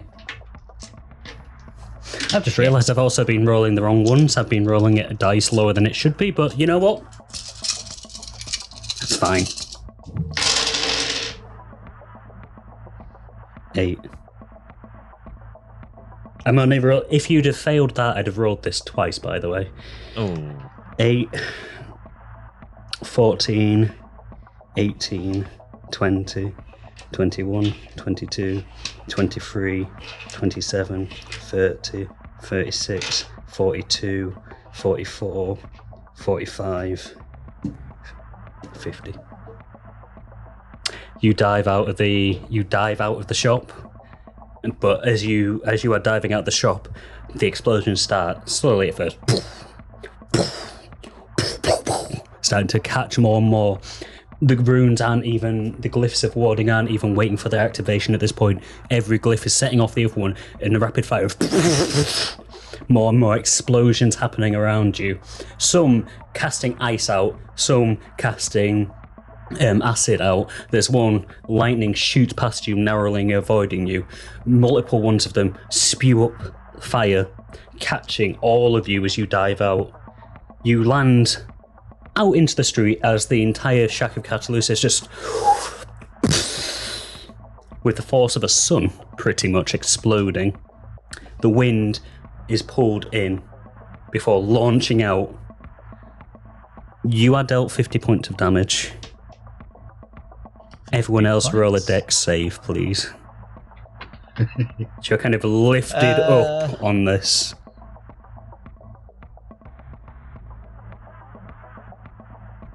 That might be me dead then.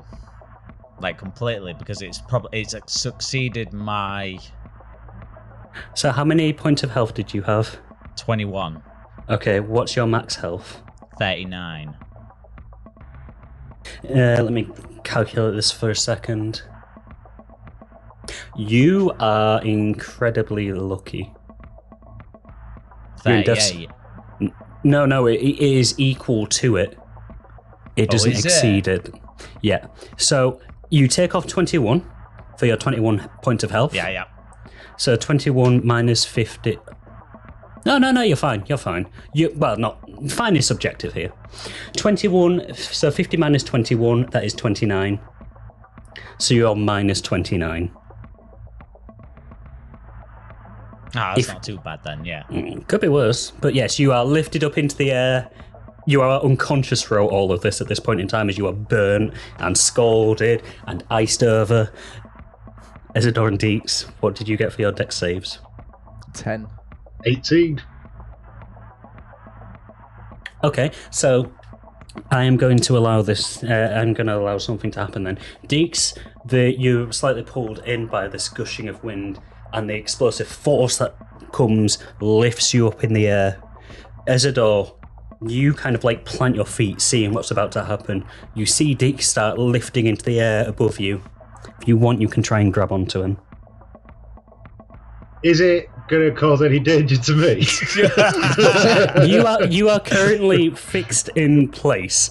Unless you get a natural 1, all this means is, do you stop Dix from flying off and potentially taking more damage? Or taking any damage, should I say? Well, I've got 6 HP. Yeah, I'll grab him. That. I'll grab him. Okay, roll me a... I guess, we're doing a lot of dex checks tonight, but yeah, roll me a dex check. It's your reflex. Please don't tell me it's a natural 1.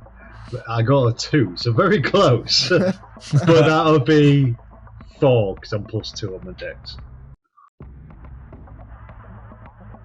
I'm just going to roll something very quickly here. It's not bad, kind of. Right. It feels like I'm going to die and he's going to be alright. That's what it feels like to me. I want you to roll me a con check, please, Ezador. Con? Yeah, Constitution. Yeah.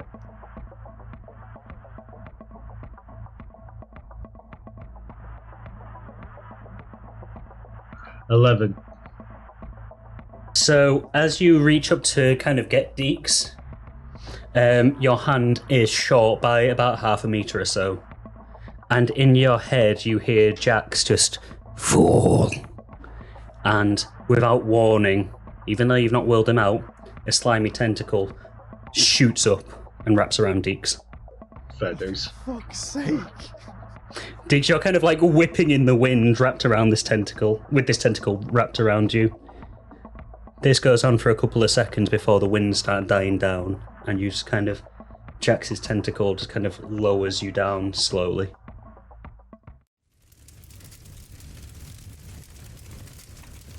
I'm not going to say thank you. Have I turned fully into Jax now then? No, just your arm. You heard Jax calling you a fool, and then your arm shot out with Jax. However, it is a bit concerning that you didn't will Jax to come out, and yet he managed to at least gain some form of control, even if it was only one arm.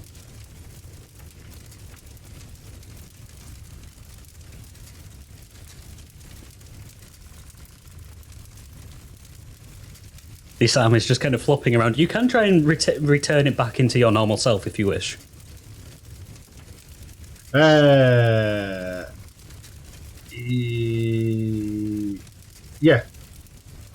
I will. You kind of just will it in your head, and it back. But again, you hear in your head, "Weak-minded fool." Yes. Guys, my desk is a mess at the moment in dice. Thanks to me. Thanks to, once again, to Gregor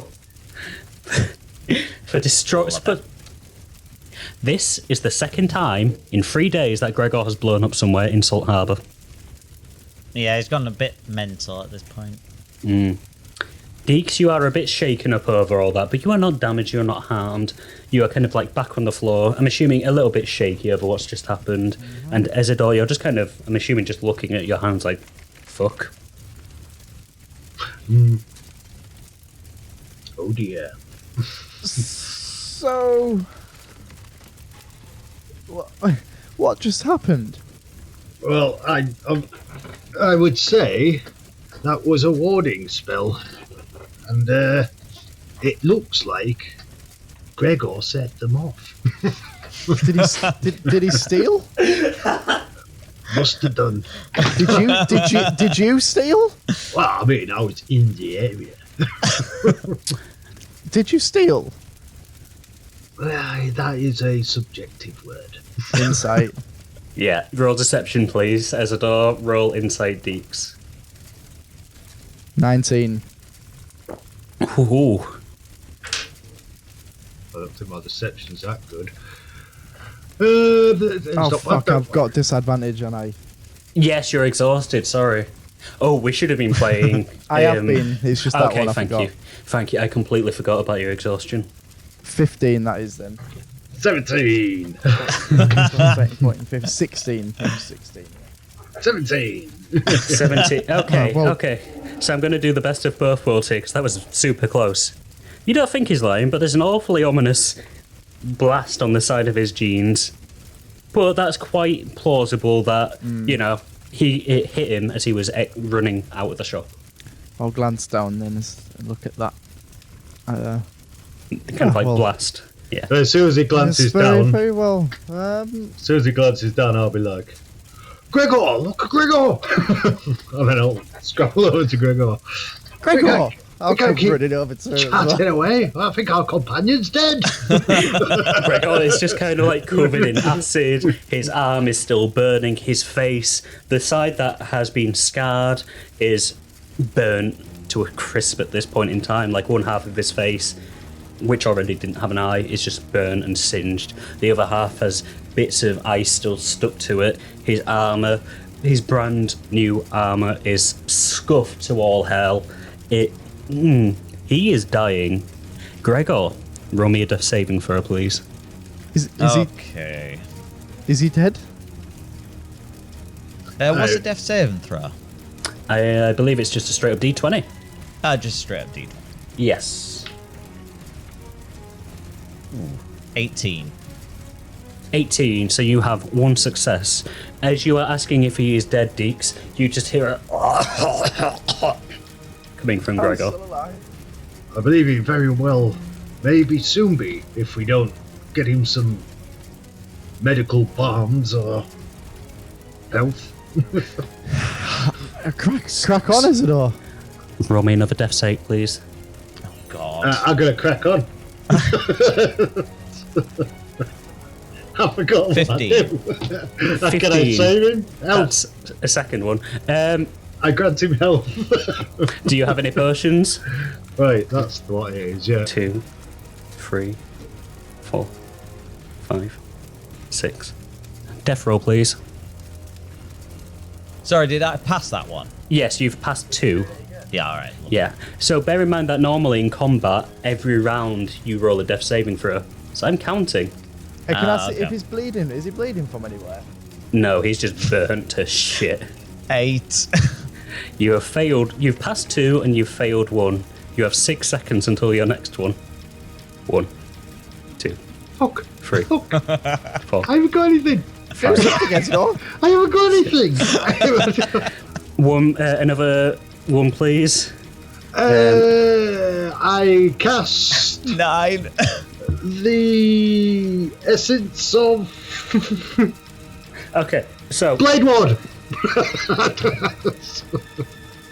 I'm going to allow one of you to do this because this happened with Ragnarok's death, where he could have been avoided, and you guys didn't know about stabilizing.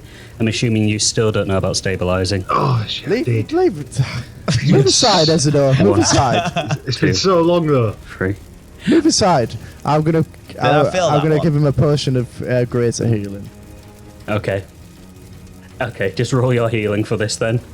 I'm gonna stab him with my generic knife. You have just avoided having to roll a final death saving throw either way. I don't have anything. Maybe you're minus 29. That'd be 12 points of healing there. Roll me your final death. Actually, Ezador, you can try and stabilize him. He's at minus 17 at this moment in time. Stabilizing is, and this is the only time I'm telling you how to stabilize someone because I forgot to do it when your previous 2 characters died. Stabilize. You are able to use a medicine check. Doesn't matter. What did you get? And that one. For fuck's sake. I'm trying my best, guys. I realised it was a shit hand to deal with, but you touch him, and you touch the side that was still crackling energy, and you take 8 points of damage. Just as you touch it and just boom! I'm dead. You're also in death saving. I'm gonna try and stabilize him. Okay, so who are you trying to stabilize first? Gregor. Okay, roll me a medicine check, please. Ezador, roll me your first death save. 12. 12. Gregor is stabilized, does not need to roll any death saves anymore. He's just kind of breathing raggedly. You're brought back up to 1 HP. No, you are not, but you're stabilized. You're still at minus 17, sorry. But you are not having to do your death saves anymore. Right. And again. Ezador needs to roll his one first. I got 19. So you have got 1 save. You're just kind of like breathing heavily on the floor as Dix scrambles his way over to you. Hand on chest. Dix is dead. just the excitement of it is too much for this old little gnome. Dropping. Oh, that's bad. 7. Unfortunately, you fail your stabilizing throw. So, Ezador, I need you to roll me your second death state, please. I rolled an 8. That's a fail, so you got 1 success and 1 fail. You've got 6 seconds, Deeks, to think of something else. If you can heal him, you can bring him back. I can't heal him. 2. Do you not have any potions left? 3, 4, 5, 6. Second one, please. I'm going to have to wait until he's done at least this one.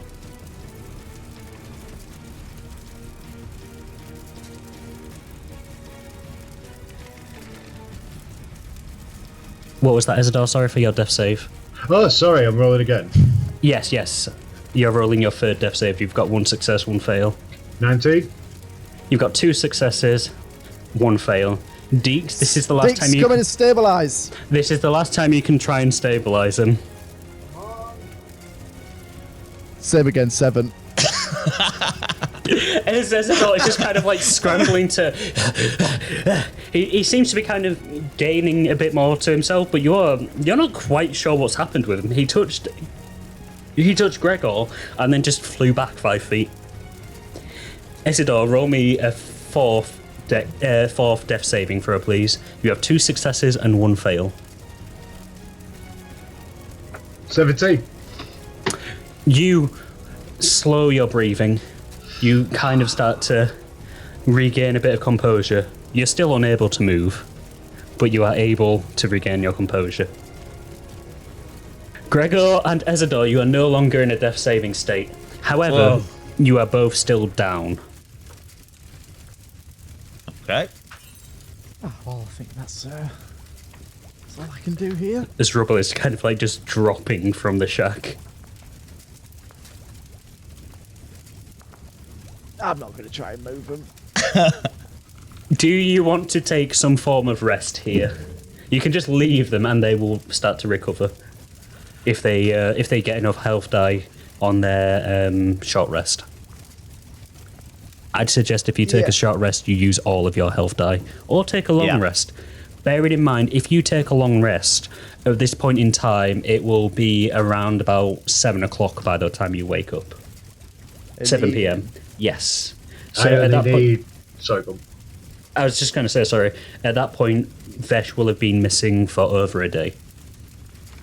But Ezador, you only need half a rest, don't you, because of your affliction? I really need a long rest to get rid of this fucking exhaustion because it's doing my head in. You can if you want. I'm not going to tell you that there's going to be penalties, detrimental effects, or anything like that.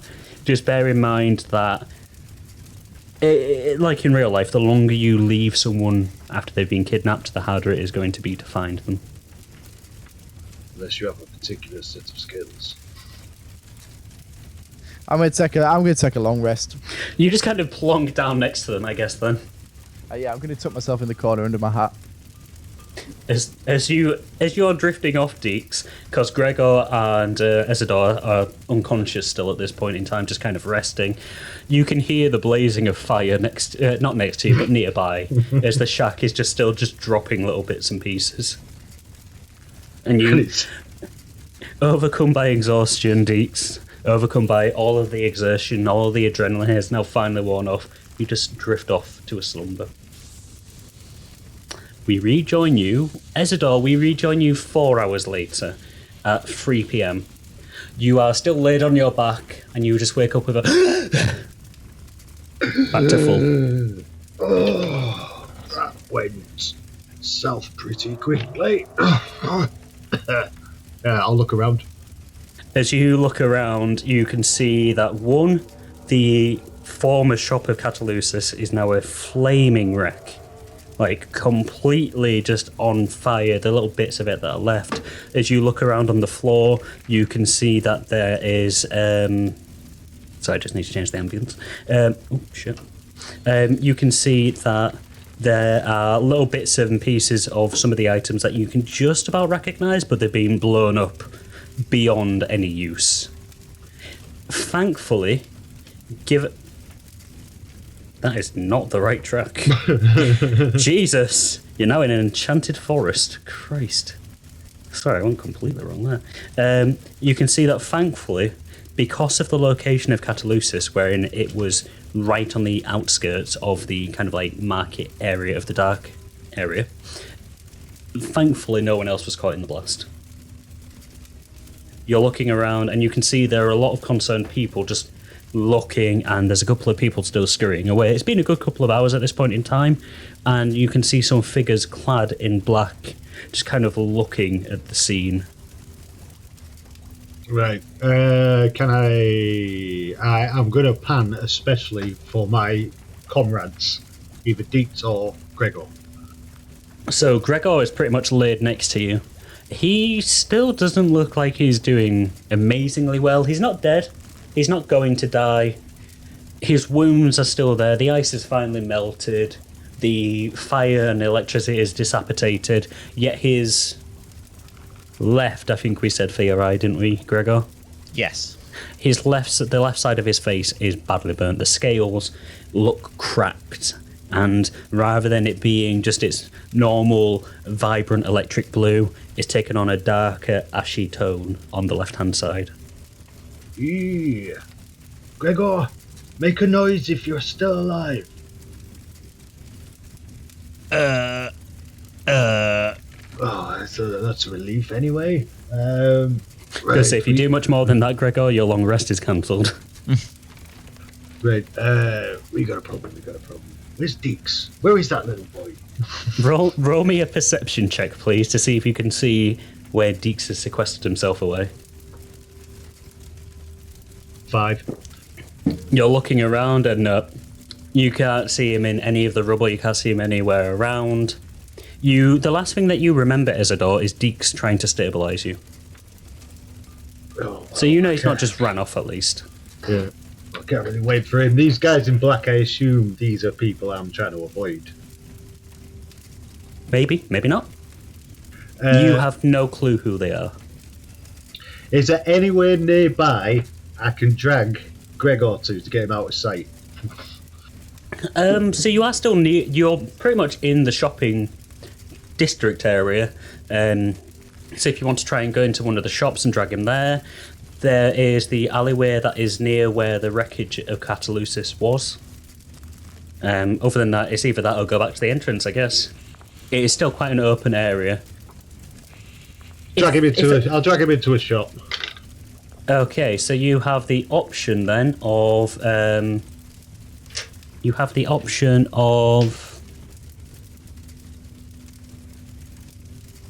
that was a disconcerting scream.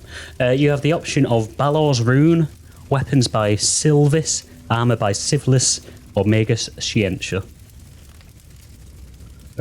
Which one's nearest? Yeah, they're all about equal distance away.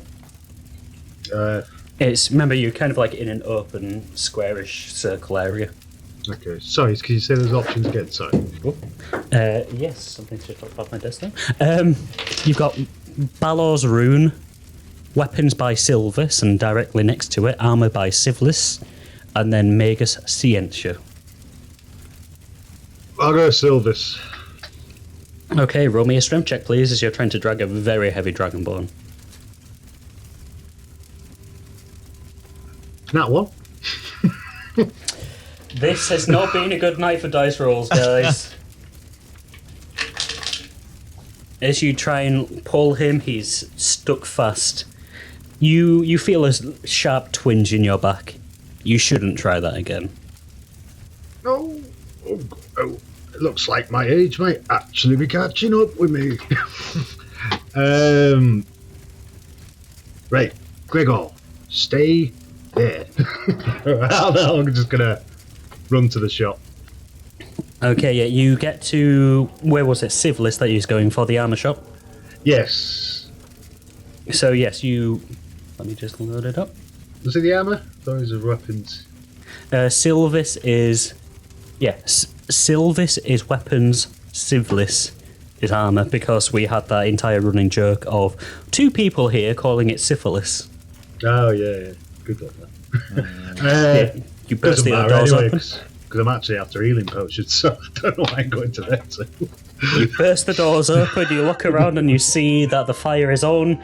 Sivlis is kind of like peering out from the stock room, like behind some armour. Hello? Hello! Did you hear that explosion outside? Oui, c'est terrible. Very, very scared. Oui. Yes. Well, Oui. I got caught in that blast, and so did my friend, and he's laid just sparked out unconscious. Can you give me a hand? Un hand pour voir? Assist? Oui, but how? Well, help me get him off the street, maybe. Like, help! We help, but out the street where?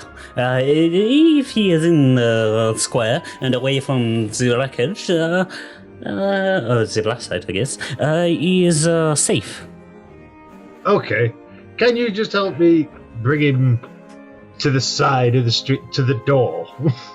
Oui. Not my door, of course. I do not want a passed out ruffian swamping up this shop with his death. Indeed, I may have picked the wrong shop. Oui, two matter. Oui. Nonetheless, I can help you if you wish. Thank you very much. It'd be really appreciated. And I would like to actually... Well, we'll sort this out. Oui. I would suggest if you are wishing him to be le secret, not seen by others, the abandoned alleyway near where the explosion happened is a good place to put. There's a tavern nearby. You will not be allowed into the tavern, of course, unless you have... he kind of holds up his hand and you see a second ring, which has kind of like an amber stone in it. Unless you have the amber ring, you will not be allowed in the tavern. However, many drunkards often stumble out of the tavern and sleep in alleyway, and no one pays them any mind. Make him look like that, and you'll be okay until he wakes. Well, okay. Sounds like we've got a plan. I can help. Thank you very much. Well, I could settle in down here, and then maybe I'll have a look at what you have to sell, because I seem to have come into some coin as well. Oui, and the coin. And très bien. So you guys kind of walk back out into the square, and roll me another strength check with strength check. Strength check. My God, I'm gonna have to cut that one out. That's gonna get the wrong connotations. Fuck it out. Roll me a strength check with advantage, please. With advantage, you've got advantage. Yeah, it's just... yeah, 15. 15's enough. So, are you dragging him to that the alleyway? Oui. So he just kind of reaches down. This one is how you would say, fat. Oui? Heavy. Very heavy. They're grand. Yeah, oui, grand. Parlez-vous Elvish? Oui. Très bien. Le discount for you. Oh! Merci beaucoup.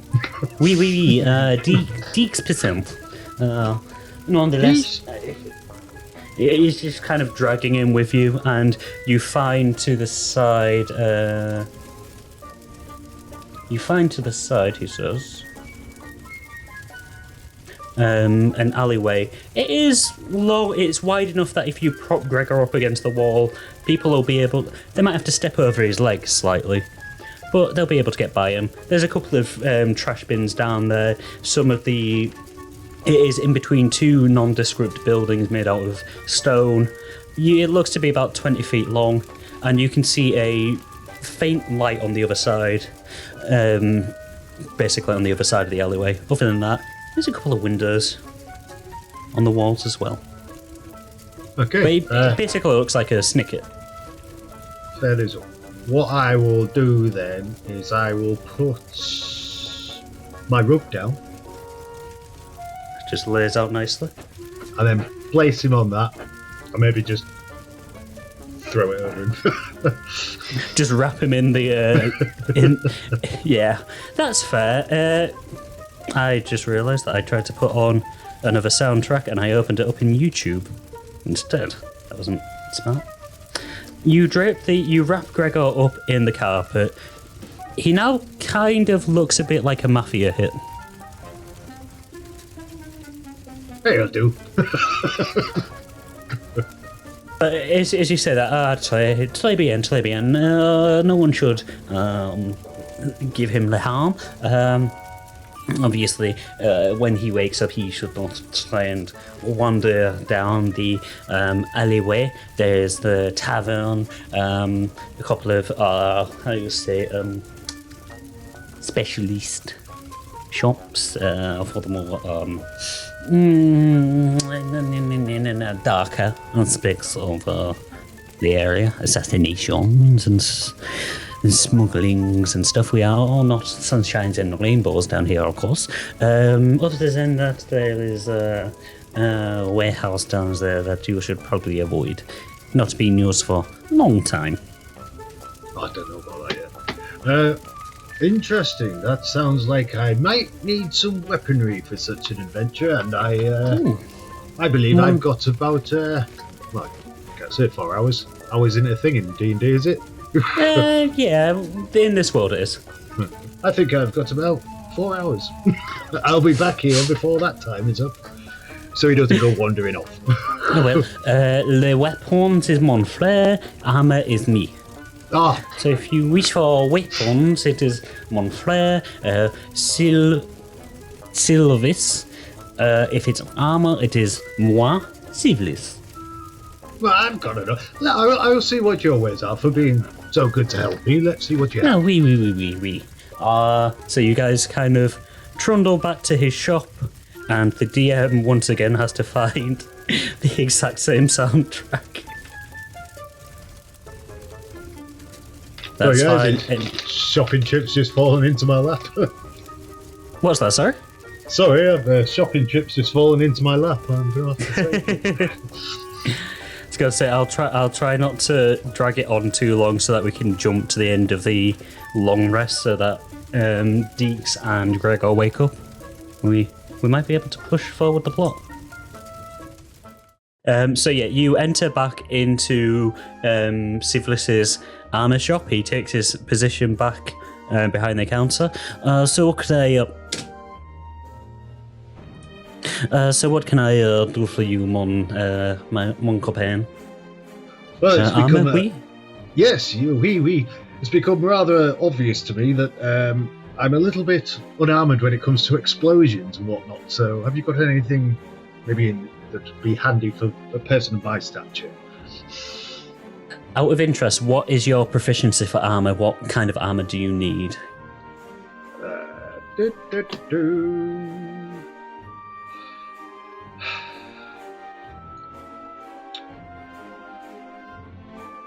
I'm not sure. How do I know that? Oh, okay. If you go on your proficiencies on your armor sheet, not on your armor sheet, on your character sheet, where it says proficiencies, it should be any kind of armor there.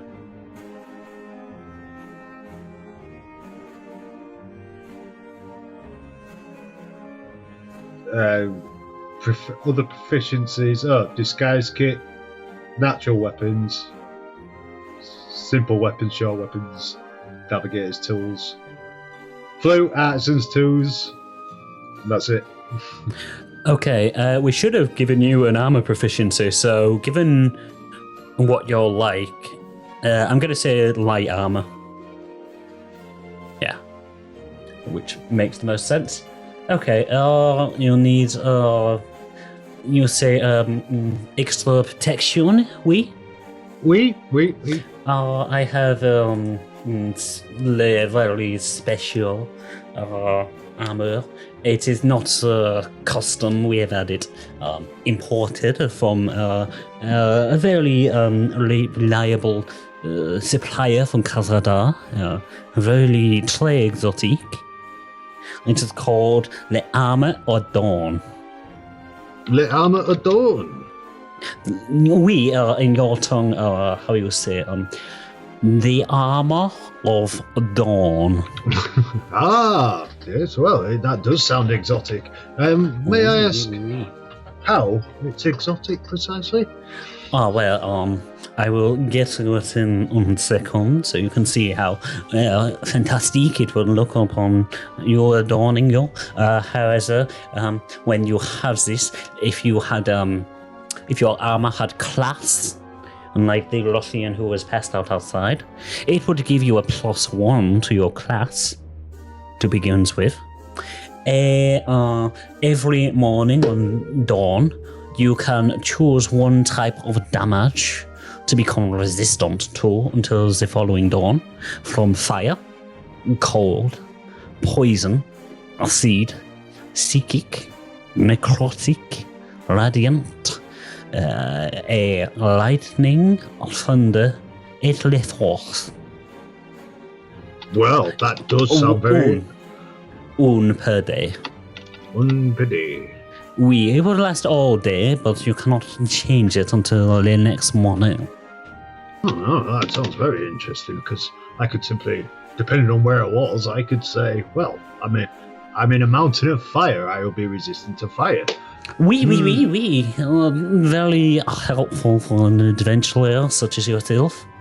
Yes, you have piqued my interest, good sir. How much would that cost? It is very exotic. I would say around about 1, 2, 3, 4, 5, 6, 7, 8 900 gold. 900 gold. I don't mean to be cheeky, but is that 10%? Oui. 810 gold, pour voir. 810. That seems rather reasonable. Rather reasonable. Oui. I'm just gonna look through counting my coins. Yeah, just jinkling your change as you do. Oh, I'm afraid I only have 780. How about you roll on persuasion to see if you can fool me?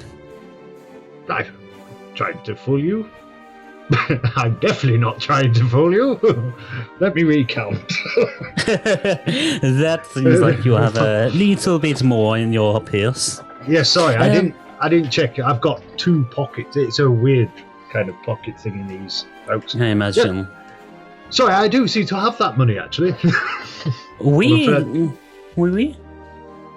Yeah, I didn't bother because I rolled a 4, so. That's fair. So yes, 810 if you please. But it's a good thing. Yeah, I'll do it. All right.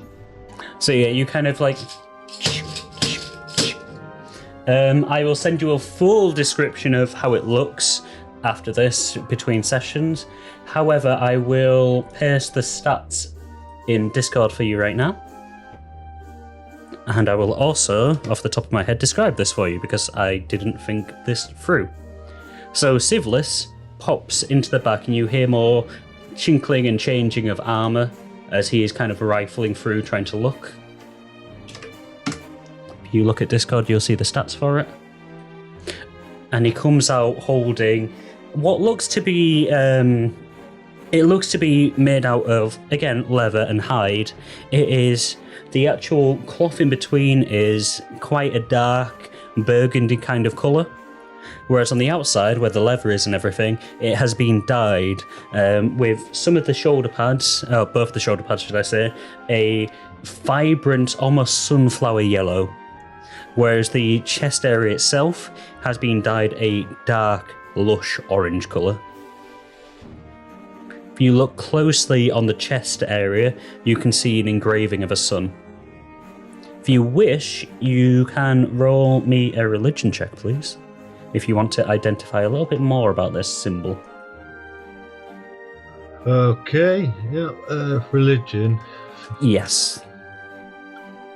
16, 17, 18. 18, let's see. With this, let me just double check something, sorry.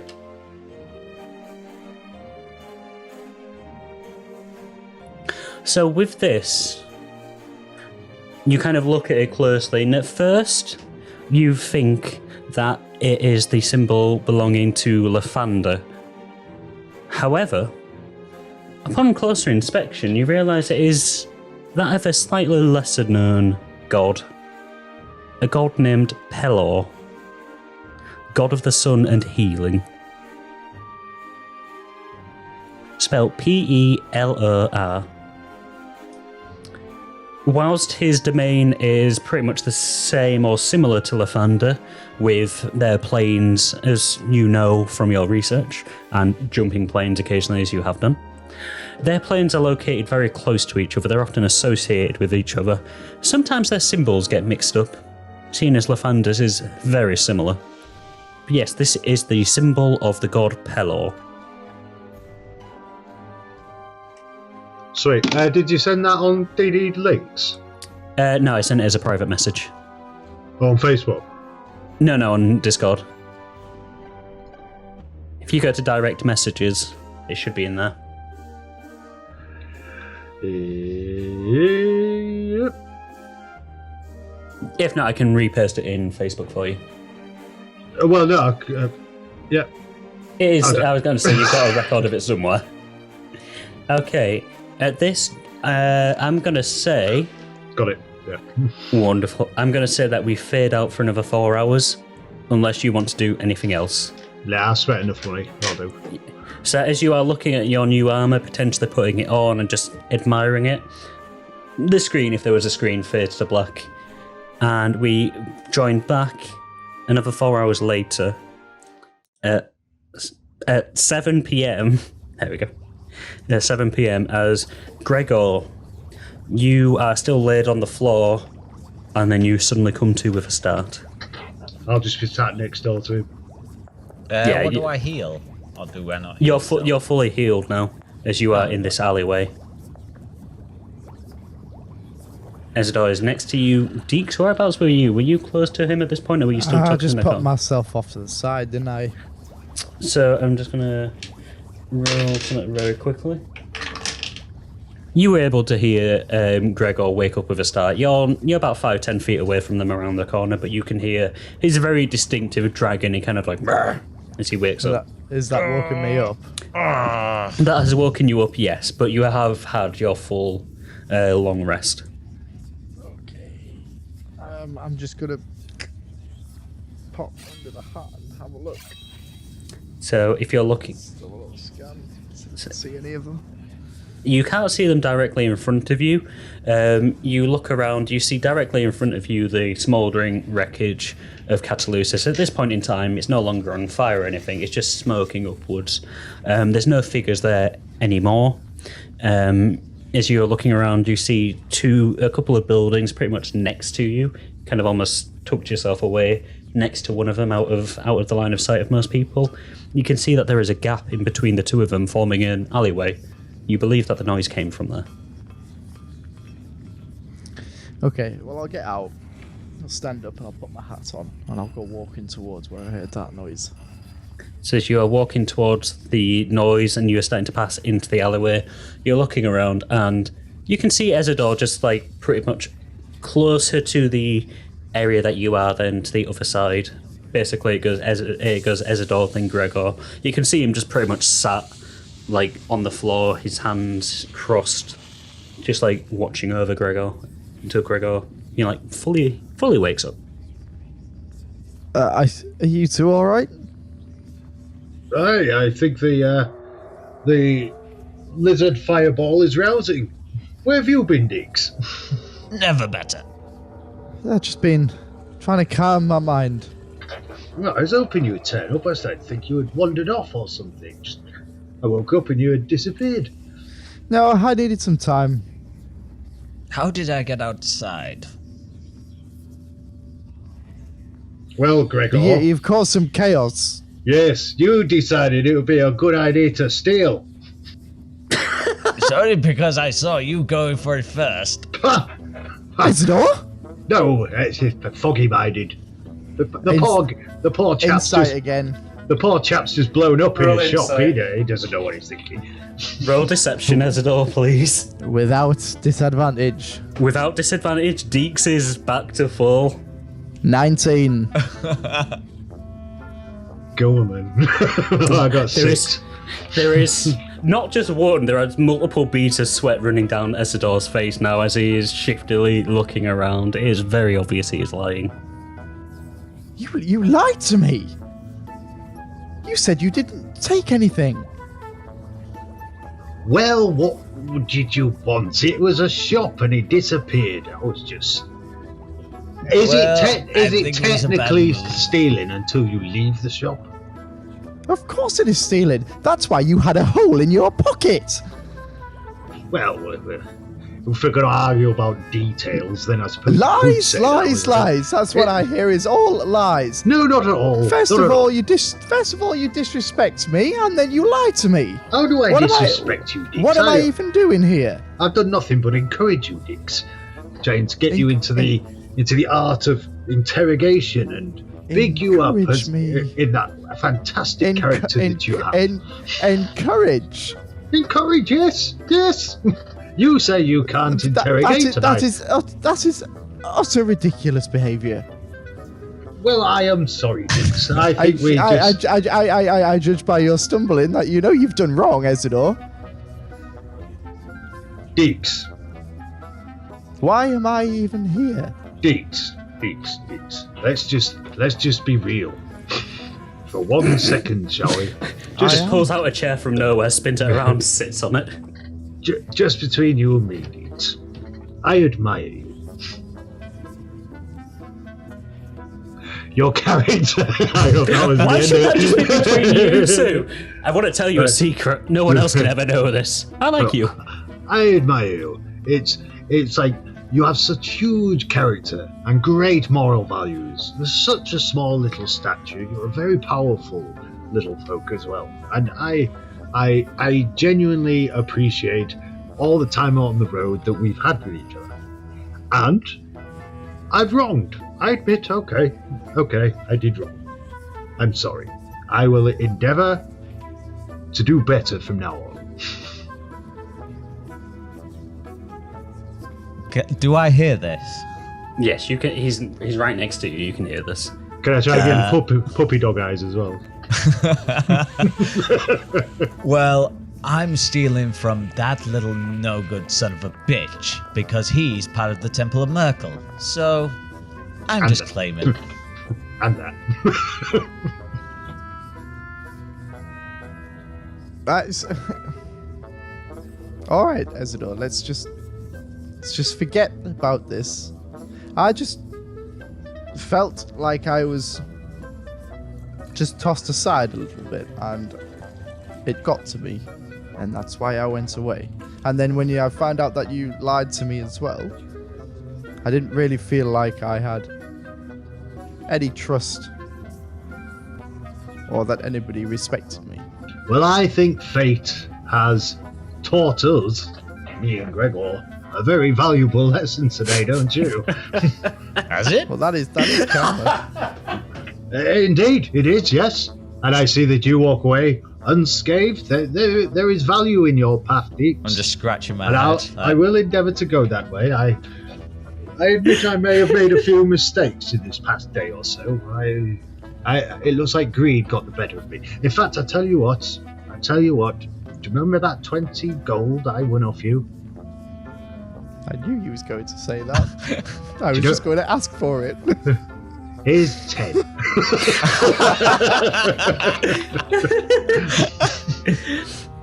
I'll look at the 10. Yeah, you're all right. Yeah. Okay, yeah, so Dix, Ezador has just finished his apologising to you, and Gregor, you are now able to get up, walk around, whatever you guys wish to do. The place is yours until Archer finds out what you've done. Yes, I think whatever we do, we should probably do it post-haste, and then Scarpa. Yes, well, I have some information. Oh, do tell. If everyone's willing to hear. Absolutely, Dix. All ears. You go. Before I'll the just shut up and I'll let you say what you need to say.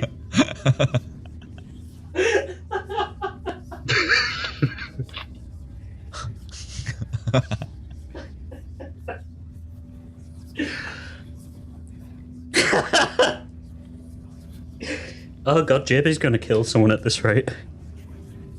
Anyway, it's hard doing it in this voice that's a bit soft as well. Sorry, go on. So, before my concentration was broken, the information I gathered from his mind, listen, that's Gregor. what I was doing,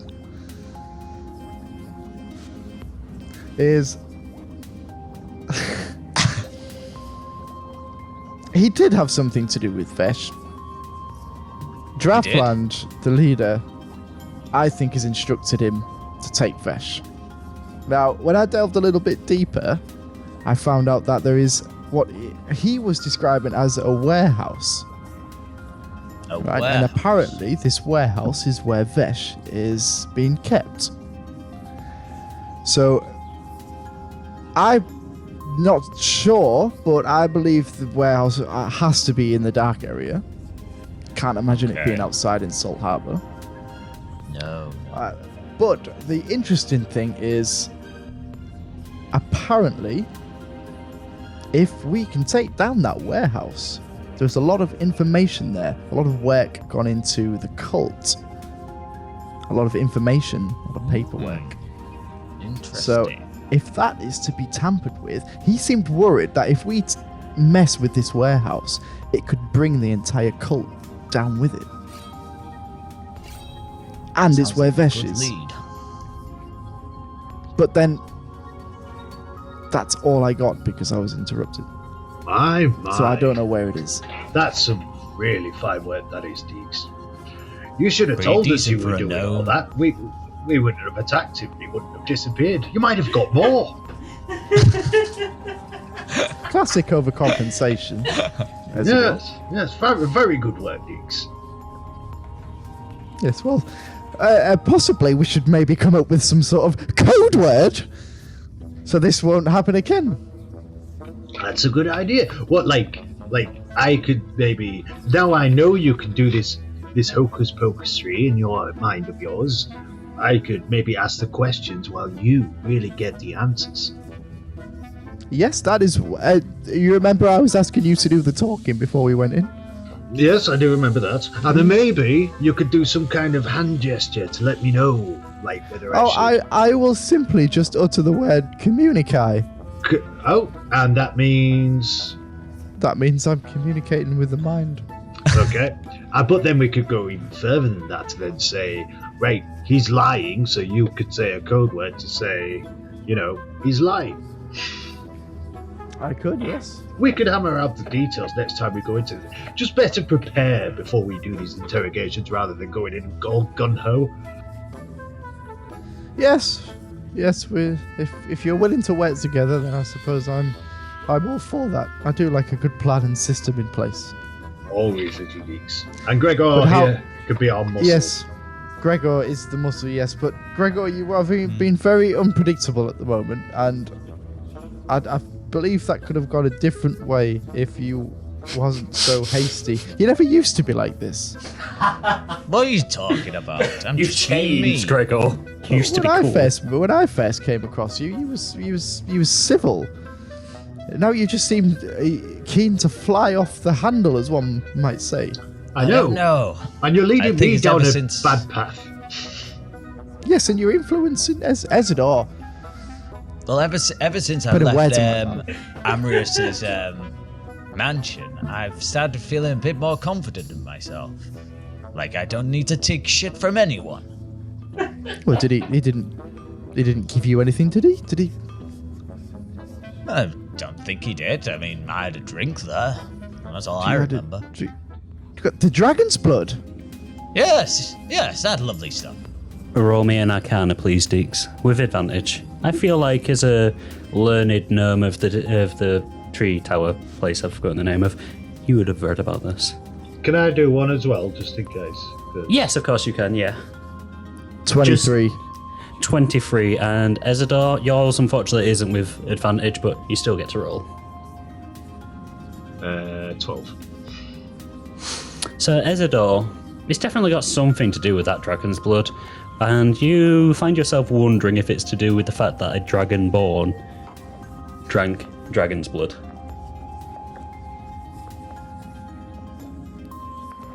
Dix, you, however, my friend, you've read about this before. You have read tales of creatures drinking the blood of maybe not their own species, but those that are tangentially related. And the more powerful the species, the more powerful the effects. So you would assume that Gregor, being a dragonborn, having a similar species genus to dragons, drinking that dragon's blood has probably changed him temporarily, at least. It probably has made him a bit more immune to the stuff that dragons generally are. And seeing as it was red blood for a red dragon, you'd assume that's made him immune to fire damage. It might have also increased his confidence, and he does seem quite a lot more charismatic. Yes, dragon's blood. He gave you the drink of dragon's blood because I said no. Why did you say no? It was a delicious. How did I say? No, I asked for something else. I asked for Pulp fruit. the sap. There's just some sort of sap, and that's why I took a shit in there. Jazz wardrobe. You took a shit in Jazz thingy? Yes, never mind that. You drank the dragon's blood. No, tell me more. No, you drank the dragon's blood. I've read about dragon's blood. It's extremely powerful. And coming from yourself, that is essentially dragonborn. That is remarkable. That explains everything. What are you talking about? I've always been like this. The effects. I presume I know roughly how long effects would last. Yes, 3 days. Yeah, this won't be forever. You should be coming out of it soon, but this explains all the extra confidence and the way you've been acted. It's so not you, Gregor. But yes, also, I'm amazing. I've never come across it before. In the back That's of your... why. I mean, I'm extremely interested in dragons. In the back of your head, Dix, as well, though, you may decide not to tell him, you may decide to tell him, but you seem to also remember that creatures that do this tend to have withdrawal symptoms. It tends to potentially be temporarily addictive to them unless they can break through those withdrawal symptoms. Drinking the blood itself? Drinking the blood, eating the flesh of a tangentially related species, basically consuming, so for Gregor, consuming dragons, kobolds, dragonborn, stuff like that. It kind of fuels a need to do it again. Now, he can ride through this need for another 48 hours. If he manages to push through all the adverse effects and all of that kind of jazz, he'll be fine. He won't feel that drive to do it again. But it can be very compelling. But it's up to you if you tell him this. I say it's very, very, very, very interesting. There is some not so good things about it as well. Do you remember drinking it, Gregor? Yeah, it tasted Do you remember delicious. the time it's not affected your memory or anything? No, I don't think so. Would you also say that the same Gregor is still inside there? Can you feel him still? I honestly do not have a clue what you're talking about. I just simply mean, do you still feel yourself on top of this? You must feel different. I do feel myself. I feel good. Do you not? You seem to be very angry. Do you feel angry? Not angry, I would say more confident. Compelling, very compelling. We may need to keep an eye on the next few days. All of us, Ezador, including you. I'm fine. Well, in case you want to shit in someone's drawer again. No. This is yes, important. you need to tell me that story. I remember reading about this. There is some bad sides to it as well. He may not want to go back to his normal self. If you get what I mean, he may want to seek. You may want to seek these things out again, Gregor. Yes, it's an ugly business, cannibalism. Is that what you think I am? You're drinking yourself. To drinking death myself. if you carried on. Sorry, the story of Gregor the Last drinking himself to death for the wrong reasons people would think.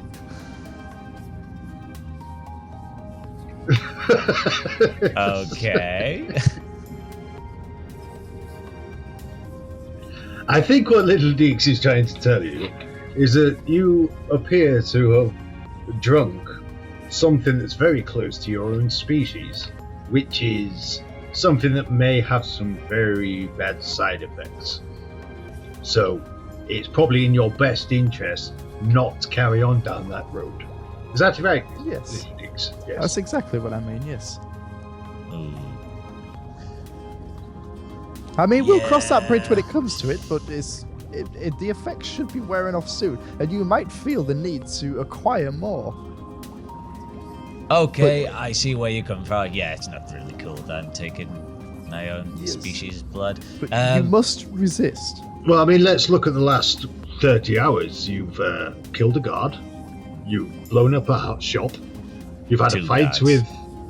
yes, you've had a fight with Azra. Which nearly got you killed. I would have won. Yes, well, you threw the fight, so that was very noble of you.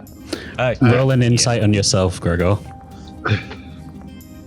An insight on myself. An insight on yourself. Okay. 23. Oh, yeah, you know that you're lying to yourself. Yeah. You know that Arju was beyond powerful. And, yes, I think just going forward, we may have to calm down, otherwise we're not going to be able to walk into these streets. Well, I mean, I can't see how we're going to walk around the dark area for much longer. We're going to find it very hard in Salt Harbor or wherever else we may go. And if it's because you are partaking in eating certain foods, maybe it's best we just pop that little habit on the head.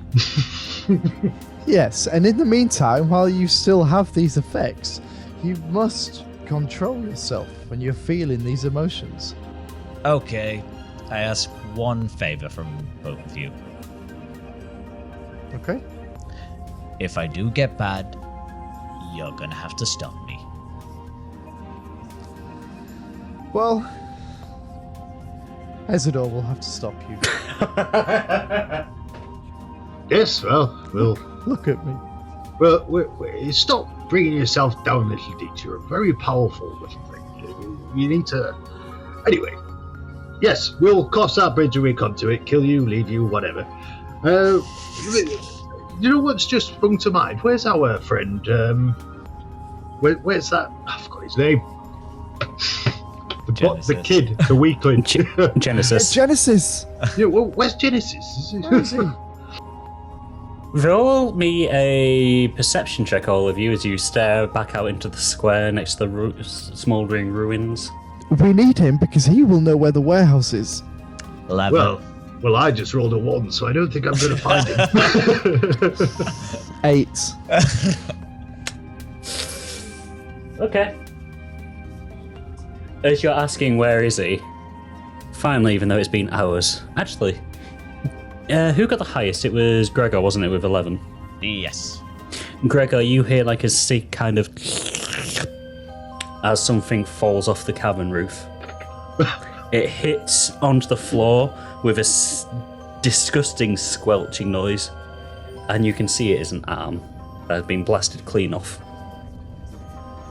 Think I found him. Do I know it's Genesis' arm? It's the same. The bit of the sleeve that's still attached is the same sleeve that he had on. I found him. Well, a part of him. Yeah, I'll come looking over. Another part falls down. So there's another part. Well, he still might be alright. Oh no! Splat. No! His torso His torso falls and narrowly misses the three of you, but it does shower you in viscera and blood. We needed him. Yes, Ah. it's a bit more, less unlikely he's alright. We needed. Stop looking at the negatives. Can I go over to the torso and see if, like, pattern down, see if I can find anything? Strange, Louis. What's your alignment again, Gregor? I might have to change this. I can't remember now. Well, we're going to be changing this soon. Jesus, man. Sorry, I wasn't looting him. I was looking for information. Maybe. No, about you the said warehouse. you said looting. Or did I say that? You specifically said, I'm going to loot him. Well, maybe not quite like that, but yes.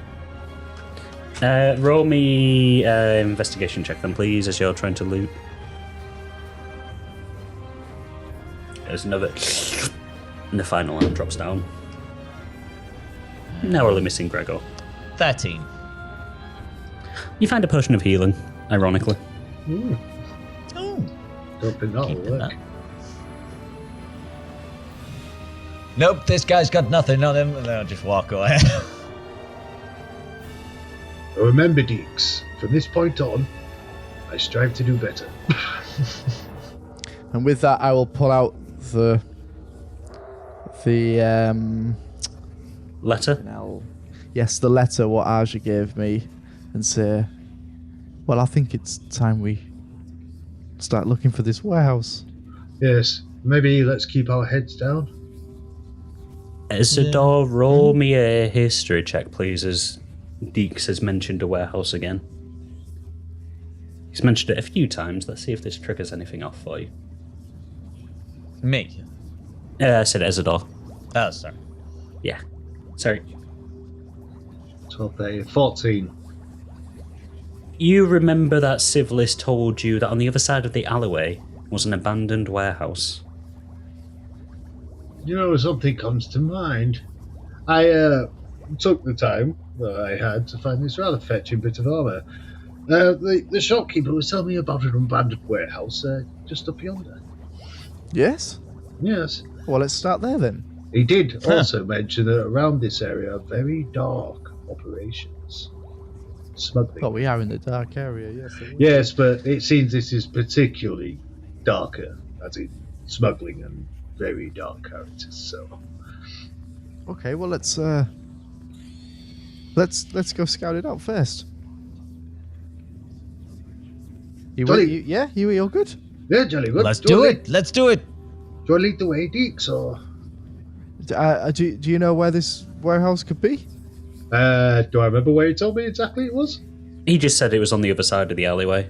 No, he just said the other side of the alleyway, so... We'll look for the it. alleyway what you left Gregor in? Yes, the one we're in now. Okay, well, let's head to the other side of it then. Yes. Let's go. Let's go. I was going to say, you guys just head through. There's nothing really to describe about you walking through an alleyway. But as you get to the other side of the alleyway, one of the Ezador, you recognise the figure that steps out, blocking the way through. It is a figure clad in a black robe. You can't see his face. He just blocks the way forward. Rings. I'll pull out my letter. Here you go. Just takes it, opens it up, reads it. All right, very well. Do you know what you're looking for? Yes. I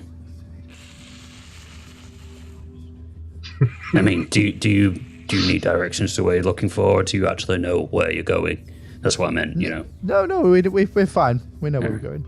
Very well. Try and keep ruckusing down. Discretion is the name. Explosions like that previously happened a couple of hours ago. We don't need attention like that. Getting too much heat around the dark area. I was just letting in too many ruffians. Make sure you're not one of them. Yeah, of course. Of course. Here you go. I'll take that and I'll just push. Yeah, he lets you go by. Do you look at what the letter says? Well, now you said that, yes. It's not. I feel like I should make it more important, but it just says, "Fuck it, let them do what they want." Signed by Aja underneath, just Aja's squiggle. Fair play, Ezador, read that. Fuck it, they do what they want. Wow, well, we're certainly doing that. Can I have it back, please? Yes, and well remembered, Dix. Well remembered. Yeah. So, Dix never forgets. as you pass by the figure and exit the alleyway, you kind of like walk out of the side street, and there's a dark fog obscuring the path ahead on both sides. Even with your rings on, it's a bit difficult to see. To your left is a disused cobbled road. In the distance, you can see a 2-story building. You can make out the shape of a 2-story building with a small pin of light outside of it. And on the other side is pure blackness. The right is pure blackness, sorry. Can I see anything extra with my dark vision? With your dark vision, you can see On the left-hand side, the pin of light is a lantern, or a lamp, should I say, with a lantern on it. Next to it is a sign. Looks quite business-like, does the sign. It looks like it's a welcome sign of some sort. The building itself, you can see more of the shape of it, basically. You can see that some of the windows seem to be a bit smashed in. Whereas on the right-hand side, there are just multiple darkened buildings, and it looks to be getting darker and darker the further you're going in, to the point where your dark vision can't permeate it. Well, it is a lot darker around here, isn't it? We've got the building in front with a fair few smashed windows, and then to the left. Is that the abandoned warehouse? It has a welcome sign on it. That's all I can tell you, really. Lantern and a welcome sign. Everything else just looks like dark buildings. I didn't want to ask him where it was, because I don't have an answer for going there. No, yes, you're probably right. Incognito is the word, isn't it, after all? We'll just have to try and find it. Did he say anything else as to where it could be? Said just beyond the alley. Shall we walk over to this building? I was thinking the exact same thing. What's going on? It's like first session. There's something stilted. Shall you go that. first? No, you go. I'll go first, and I'll go behind you, and we'll go to that side. The in-canon reason is that the glyphs of warding have put you all in a shell-shocked state. Good one. Yeah. Good one. Right, So can I investigate the first warehouse that's closest to us? The one that you see with the sign outside of it. Yes. So I'm assuming you guys are walking that way then, because you can't really investigate it from where you are. It's still too far away. But if you are approaching it, then yeah, as you take the short walk, you step out onto a cobbled road. It looks disused. It doesn't look like it's seen much action recently. You can see in front of you the two-story imposing building. Despite it looking to be abandoned, like I said, there's a single candle-lit street lamp illuminating some double doors, acting as an entrance to the building. The street, as you're walking down it, you're looking around, there's no other buildings around, but it looks as though it's been there for centuries. But curiously, as you're walking and you're looking at the floor, looking around, trying to take in any hint as to what's happening or what's happened around there, the technique for the cobbled road looks as though it's relatively recent. As in, topside, it's only been used in the past century or two, despite this road being obviously here for a long, long time.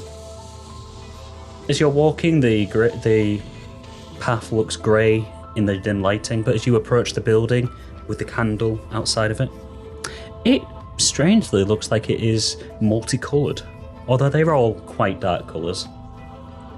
Leading past the building, the road continues onwards, with one, and then splits in two, with one side leading one way, one side leading another, but until you go there you don't really know what it is.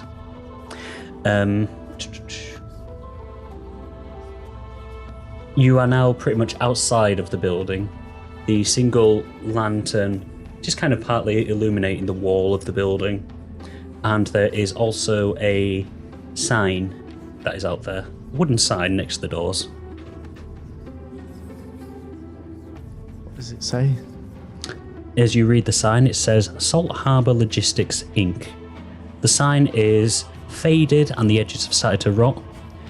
As you look a bit closer, it shows a bit of water damage, which is odd, considering it's underground. And as you kind of look past this sign to the building itself also seems a little bit water damaged. The grey stones on it and the mortar in between them kind of like cracking. There's a lot of moss and cracks and whatnot. The windows that are lining the bottom floor, a lot of them have been cracked and boarded up. Does it look like someone's had access to it recently? Roll me investigation, please. Yeah, I want to roll investigation as well. Yeah, go for it. Well, I was wondering, can I look through a window? You approach one of the windows and it's boarded up. 6. As you keep on looking. So again? I'm just going to say, as you keep on kind of peering around, trying to look into the windows, they're all boarded up. A lot of them are smashed, some of them aren't, but every single window is boarded. What did you get, sorry, Dix? 20, not a natural though. So what exactly are you trying to look for? I'm just simply trying to look for whether it fits the description of an abandoned warehouse. Okay, so Gregor with that 6, you're not able to tell if it's been used recently or not. If it is a front, it is a very good front because, yeah, you have no clue as to what's happened there. Dix, as for you, is this closer to what you guys were looking for? Yeah, it's a warehouse. Salt Harbour Logistics Incorporated, a very large, tall and wide building. It looks like one part of it may have been a business, kind of like an admin section of the building, and then because of how long the other side stretches out, that looks like that may have been a warehouse or storage. Well, I think this might be it. It's a good place to start. Let's get going. I'm going to walk straight up to the front door. I'm going to just bash it. Did you bash it with Gregor! There's no response. Let's act with a little bit of discreetness, please. I'm sorry, what? Bang! Discreet! Still no response. Ezador. The doors do kind of jiggle and move a little bit, though. Yes, Dix. We can't have him acting like this. But I know. We're supposed to be doing things quietly, and you're going and bashing the front door in. Ah, fine. Can I just put my hand up to the door and just give it a light knock? We don't need to knock. Again, a light ding, ding, ding. Still no response. No one's home. Except for whatever that is. God, the timings of this ambience have been amazing. Right. Let's scout around the building. Well, does the door open first? Quietly. You can try the door. No one's tried the door yet. That's what I want to do. Opens up. Oh. Okay. Now, guys. Nice and quiet. As the three of you sneak in, Fine. you might want to check a roll 20. Oh. Ooh. Oh, it's a black screen. Oh, no, wait a minute. Not all of it. Oh. Oh. It's very, very black. Scroll to the bottom. Yes. I was going to say scroll down to the bottom right. Yes. That's cool. So you know how I said that I have been incredibly busy recently? Yes. You'll see why. I I mean, this isn't all of it, but yeah. Take special part of it. Pay special attention to the statue with the light diffusion on it. I had to paint that in. Sure. Yeah. What are we talking about here? Is it that? Yeah. Shall we leave? Nah. Yeah. No, it's not here. It's not here. You see right. You see, like the orange on the side of the statue, and all the candles and stuff like that. I'll show you the base version at some point once you've discovered all of the map. But this looked very different when I first started. But yes, you are now in the building. So the large door opens with a loud creak and a groan. For a second, it seems like they might actually break off the hinges as you push it, but you gently open it nonetheless. They hold fast and they fully open, and you are now in the long abandoned entrance room to what would have been once upon a time a reputable business. The room in front of you would have been, again, at one point where all the visitors to the business would have got their first impressions.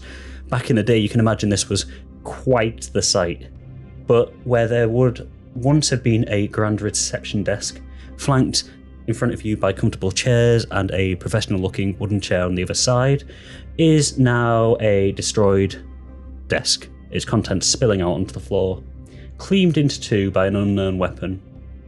Like I said, the contents have just splayed out onto the floor in all directions as dust motes hang in the air. Whilst the plush armchairs remain where they would have been during the more prosperous days, even from where you are, you can see that their condition has deteriorated. The stuffing leaking out of numerous tears, mould and damp having set into them a long time ago, filling the room with a dank, musty smell. Curiously though, you do see numerous lit candles just placed around the room, as well as an odd blue glow coming from the western wall. So these candles Someone's on been top of? here. Who would be lighting candles in an abandoned warehouse? Let's take a look around. I don't have a clue. I'm gonna go walking Probably around. Merkel. We need to find out. Okay, so Dix, where are you walking to first? Around to the left, we're coming in on this campus, around the left-hand side. First thought would be, is there a doorway to go further in? And then I'd probably just search the desk or something. So as you're walking forward looking to see if there is a doorway, it is quite evident and obvious to you that to the top end of the room, where there are 2 candles lit, they are placed on either side of a door. One of the candles kind of like casts light sideways onto a statue that you just from where you are, you can't really recognize it too much, but further investigation might yield results. The other side are some wild plants that are starting to grow. And like I say, yeah, elsewhere there is the blue glow, there is the desk, there's the fountain, and there's some chairs. Okay, well, I want to have a look at the desk and the statue then. Okay. Ezador and Gregor, what are you doing? As I just look at something quickly.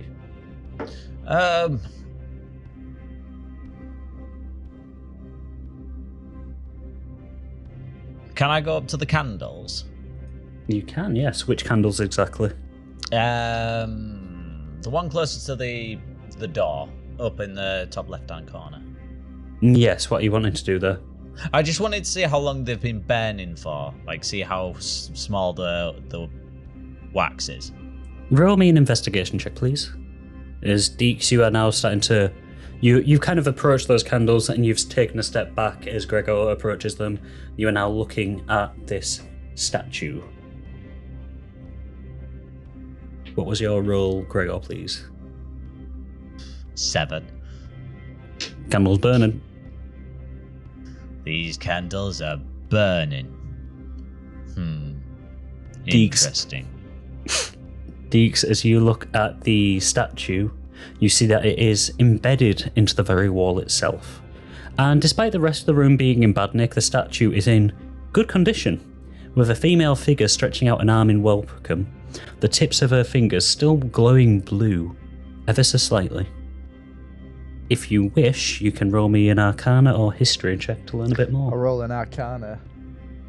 Pardon? I'll roll an Arcana. Yep. 19.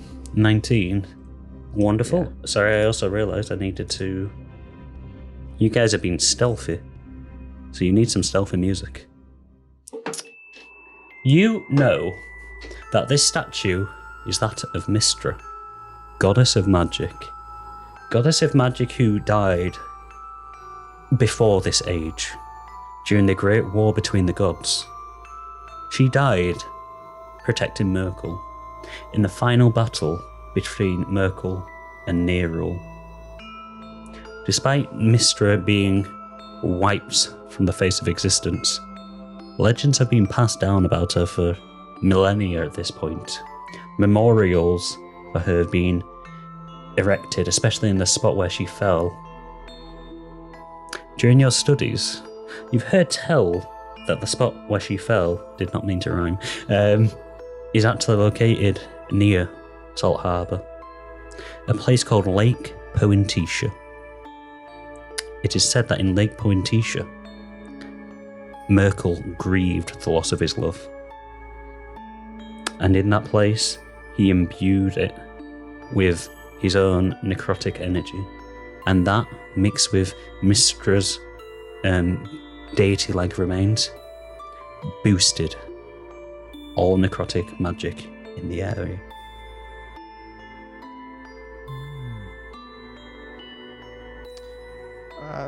Guys? Yes? This candle's burning. This is the statue of Mistra. Who? Mistra. Ah. I do not know that deity. Is it a deity? I think we might be in the right place. Indeed. I'm acting like I do know. Can I listen beyond the door as well while we're doing this conversation? Yes. If you want to see if you actually do know about Mistra as well, you can roll me an Arcana or History. If you just want to check out behind that door, roll me Stealth and then Investigation, please. Okay. I'll do a history for me. Okay. Natural 20. Natural 20? Both of you have got natural 20s. Yeah. Okay, so the both of you know this, but for very different reasons. Gregor, you know of this because you're a cleric of Talos. As part of your entire training, you were a cleric of Talos. During your studies, you studied about the other gods and whatnot, even those from previous ages, apart from those lost to time, of which there are many. Ezador, during your time researching your goal, you have found out a lot about ancient deities, previous ages and whatnot. So you guys also know, yes, Mistra, the goddess of magic. Well, we understand why Merkel went to her. Sorry, I'm just going to spout all those facts to them both because it's a chance where I can flourish my knowledge that I'm as good as I think I am. So Ezador is pretty much parroting this adverbatim then. Mistra was once mortal, a long time ago, in the previous age. She, along with Merkel and a mysterious third person, managed to ascend to godhood. Although it's not really known how they achieved that, what is partially known, at the very least, is that their ascension to godhood caused ripples in that current pantheon. It caused battles as more and more mortals ascended to godhood. They decided that the old ways needed to go. Merkel, Mistra, and these new gods waged a war. A horrific, terrible war of which there were many casualties, both mortal and deity. However, unlike the mortals, the deities could always just cycle back into existence after a few years. However, Nerul, the current god of death, he had figured out a forbidden spell. He had talked to the god of the Fae and the goddess of the Fae. He had been provided with a very forbidden and dangerous spell named Dimensional Destruction. In the final battle between Nerul and Merkel, Mistra provided assistance as she often did during these battles. However, Nerul, not fully understanding the full power of Dimensional Destruction, not understanding that it not only obliterates one's form but also their soul and any tether to the world, ultimately breaking the cycle of godhood, started to cast it and launched it at Merkel. Merkel, having been recently made a deity and having never suffered death as the deity, didn't quite understand what was happening, but Mistra, goddess of magic and knowledgeable of all things magical, given that was her domain, realised that what was about to happen, and as such, she threw herself in front of her love to protect him. The spell hit, and in an instant, Mistra was stripped away from existence. First her body, then her soul, and finally her tether. However, as her tether was bound in her realm, the realm of magic, the sudden removal of her existence caused a cataclysmic shockwave as magical energy exploded around the area. And when the reverberation settled, there was simply a large crater where Pointisha Plains had once been, and there stood Merkel and Nerul.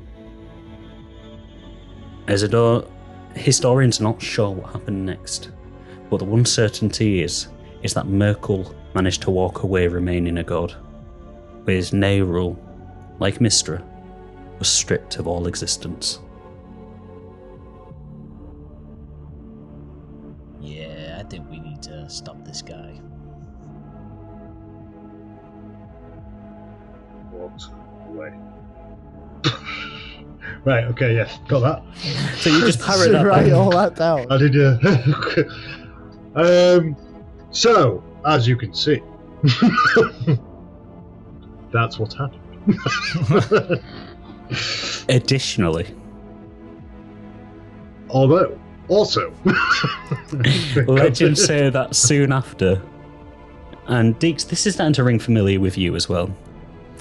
Merkel returned with some of her trinkets from her time as a mortal, and buried them in the spot where she fell, unable to look at them anymore, the place to serve as her first memorial to the being that he had loved and who had helped him achieve godlyhood. In the centuries and ages that have passed since, only a select few have known about that place. Dix, you from your vast library of knowledge, and Ezador, you from your experiences. Since then, though, heavy rainfall has transformed the crater into the lake that is currently around the area, Lake Pointisha. The lake, however, has a secret. Due to how important Mystery had been to Merkel, the area became a strong tethering point to him. But, alas, not in the way that plimps are. Due to this, the lakes are said to emit pure necrotic power, and as such, direct communication and interaction with Merkel for the devoted is apparently possible. Those who carry out the will of Merkel are said to increase their powers 100-fold if they were to cast their spells at the lake. Additionally, it has been reported that, in the previous age at least, when new mine crystals were used there, their powers also increased exponentially.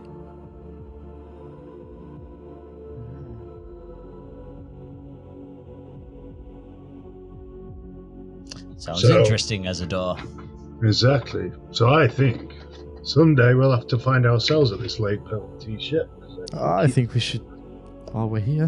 Might be right where we need to be, what with these necrotic issues. Agreed. I'm still listening through the door. No, I'm going to go back to listening if I said all that. Yes, yeah. So, roll me a stealth check, please. First, to see if you can get to the door quietly. One. Natural or... Oh. Alright. Well. Okay.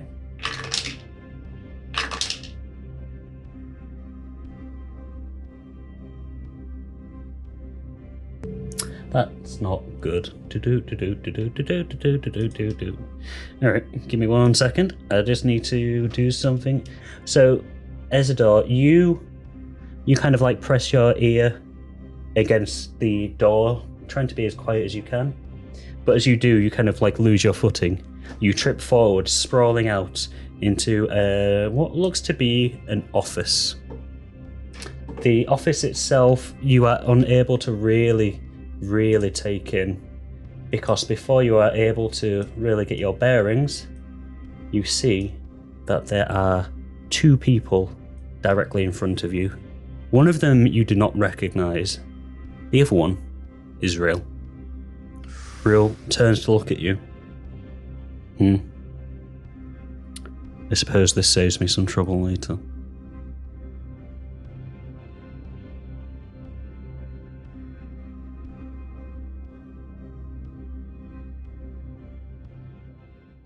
Hi everyone, Tom here. I just wanted to say a big thank you to everyone who has watched and listened to this episode of RollCast, and I hope you're all having a great 2024 so far. We've got a lot in store for you this year, least of all the end of this chapter, which is fast approaching.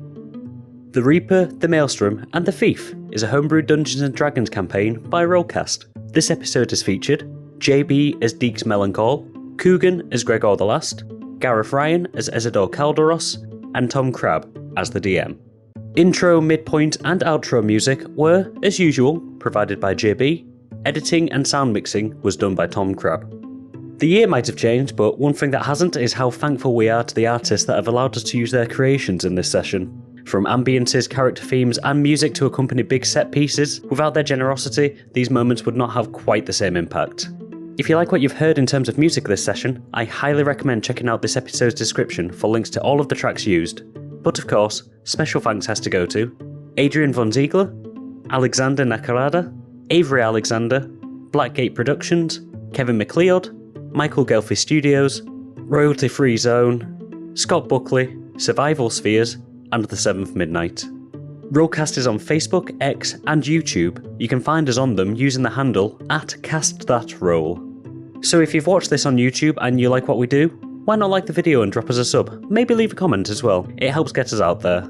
We've also got all of our previous episodes up in our Season 1 playlist, so again, why not go through it, catch up, and give those a like and comment as well. Our social media profiles have information about upcoming episodes, clips from the latest episode, and just us really interacting with the larger D&D and podcast communities as a whole. So look for us out there. Again, you can find us on Facebook, X, and YouTube, all on the handle @CastThatRoll. Don't want to watch but still want to listen? We've got your back. Look for RollCast on Spotify, Amazon Music, Podbean, Good Pods, and all other podcasting platforms. Or, alternatively, add our RSS feed so you never miss an episode. If you have listened to this episode using your favourite podcasting app, why not drop us a review? It really does help us out, and it also lets us know what to improve upon for the future. Thank you again to everyone who has watched or listened to this one. We've now finished filming Chapter 1, and I can honestly say, even I did not expect it to play out how it has. We're still a few episodes away from that though, so keep tuning back in every other week to see how it all goes down. Episode 28, Blink, will release on the 31st of January, and maybe, just maybe, we'll find out if Ezador can talk himself out of yet another sticky situation. Until then though, stay safe, have fun gaming, and we'll see you all next time at the table.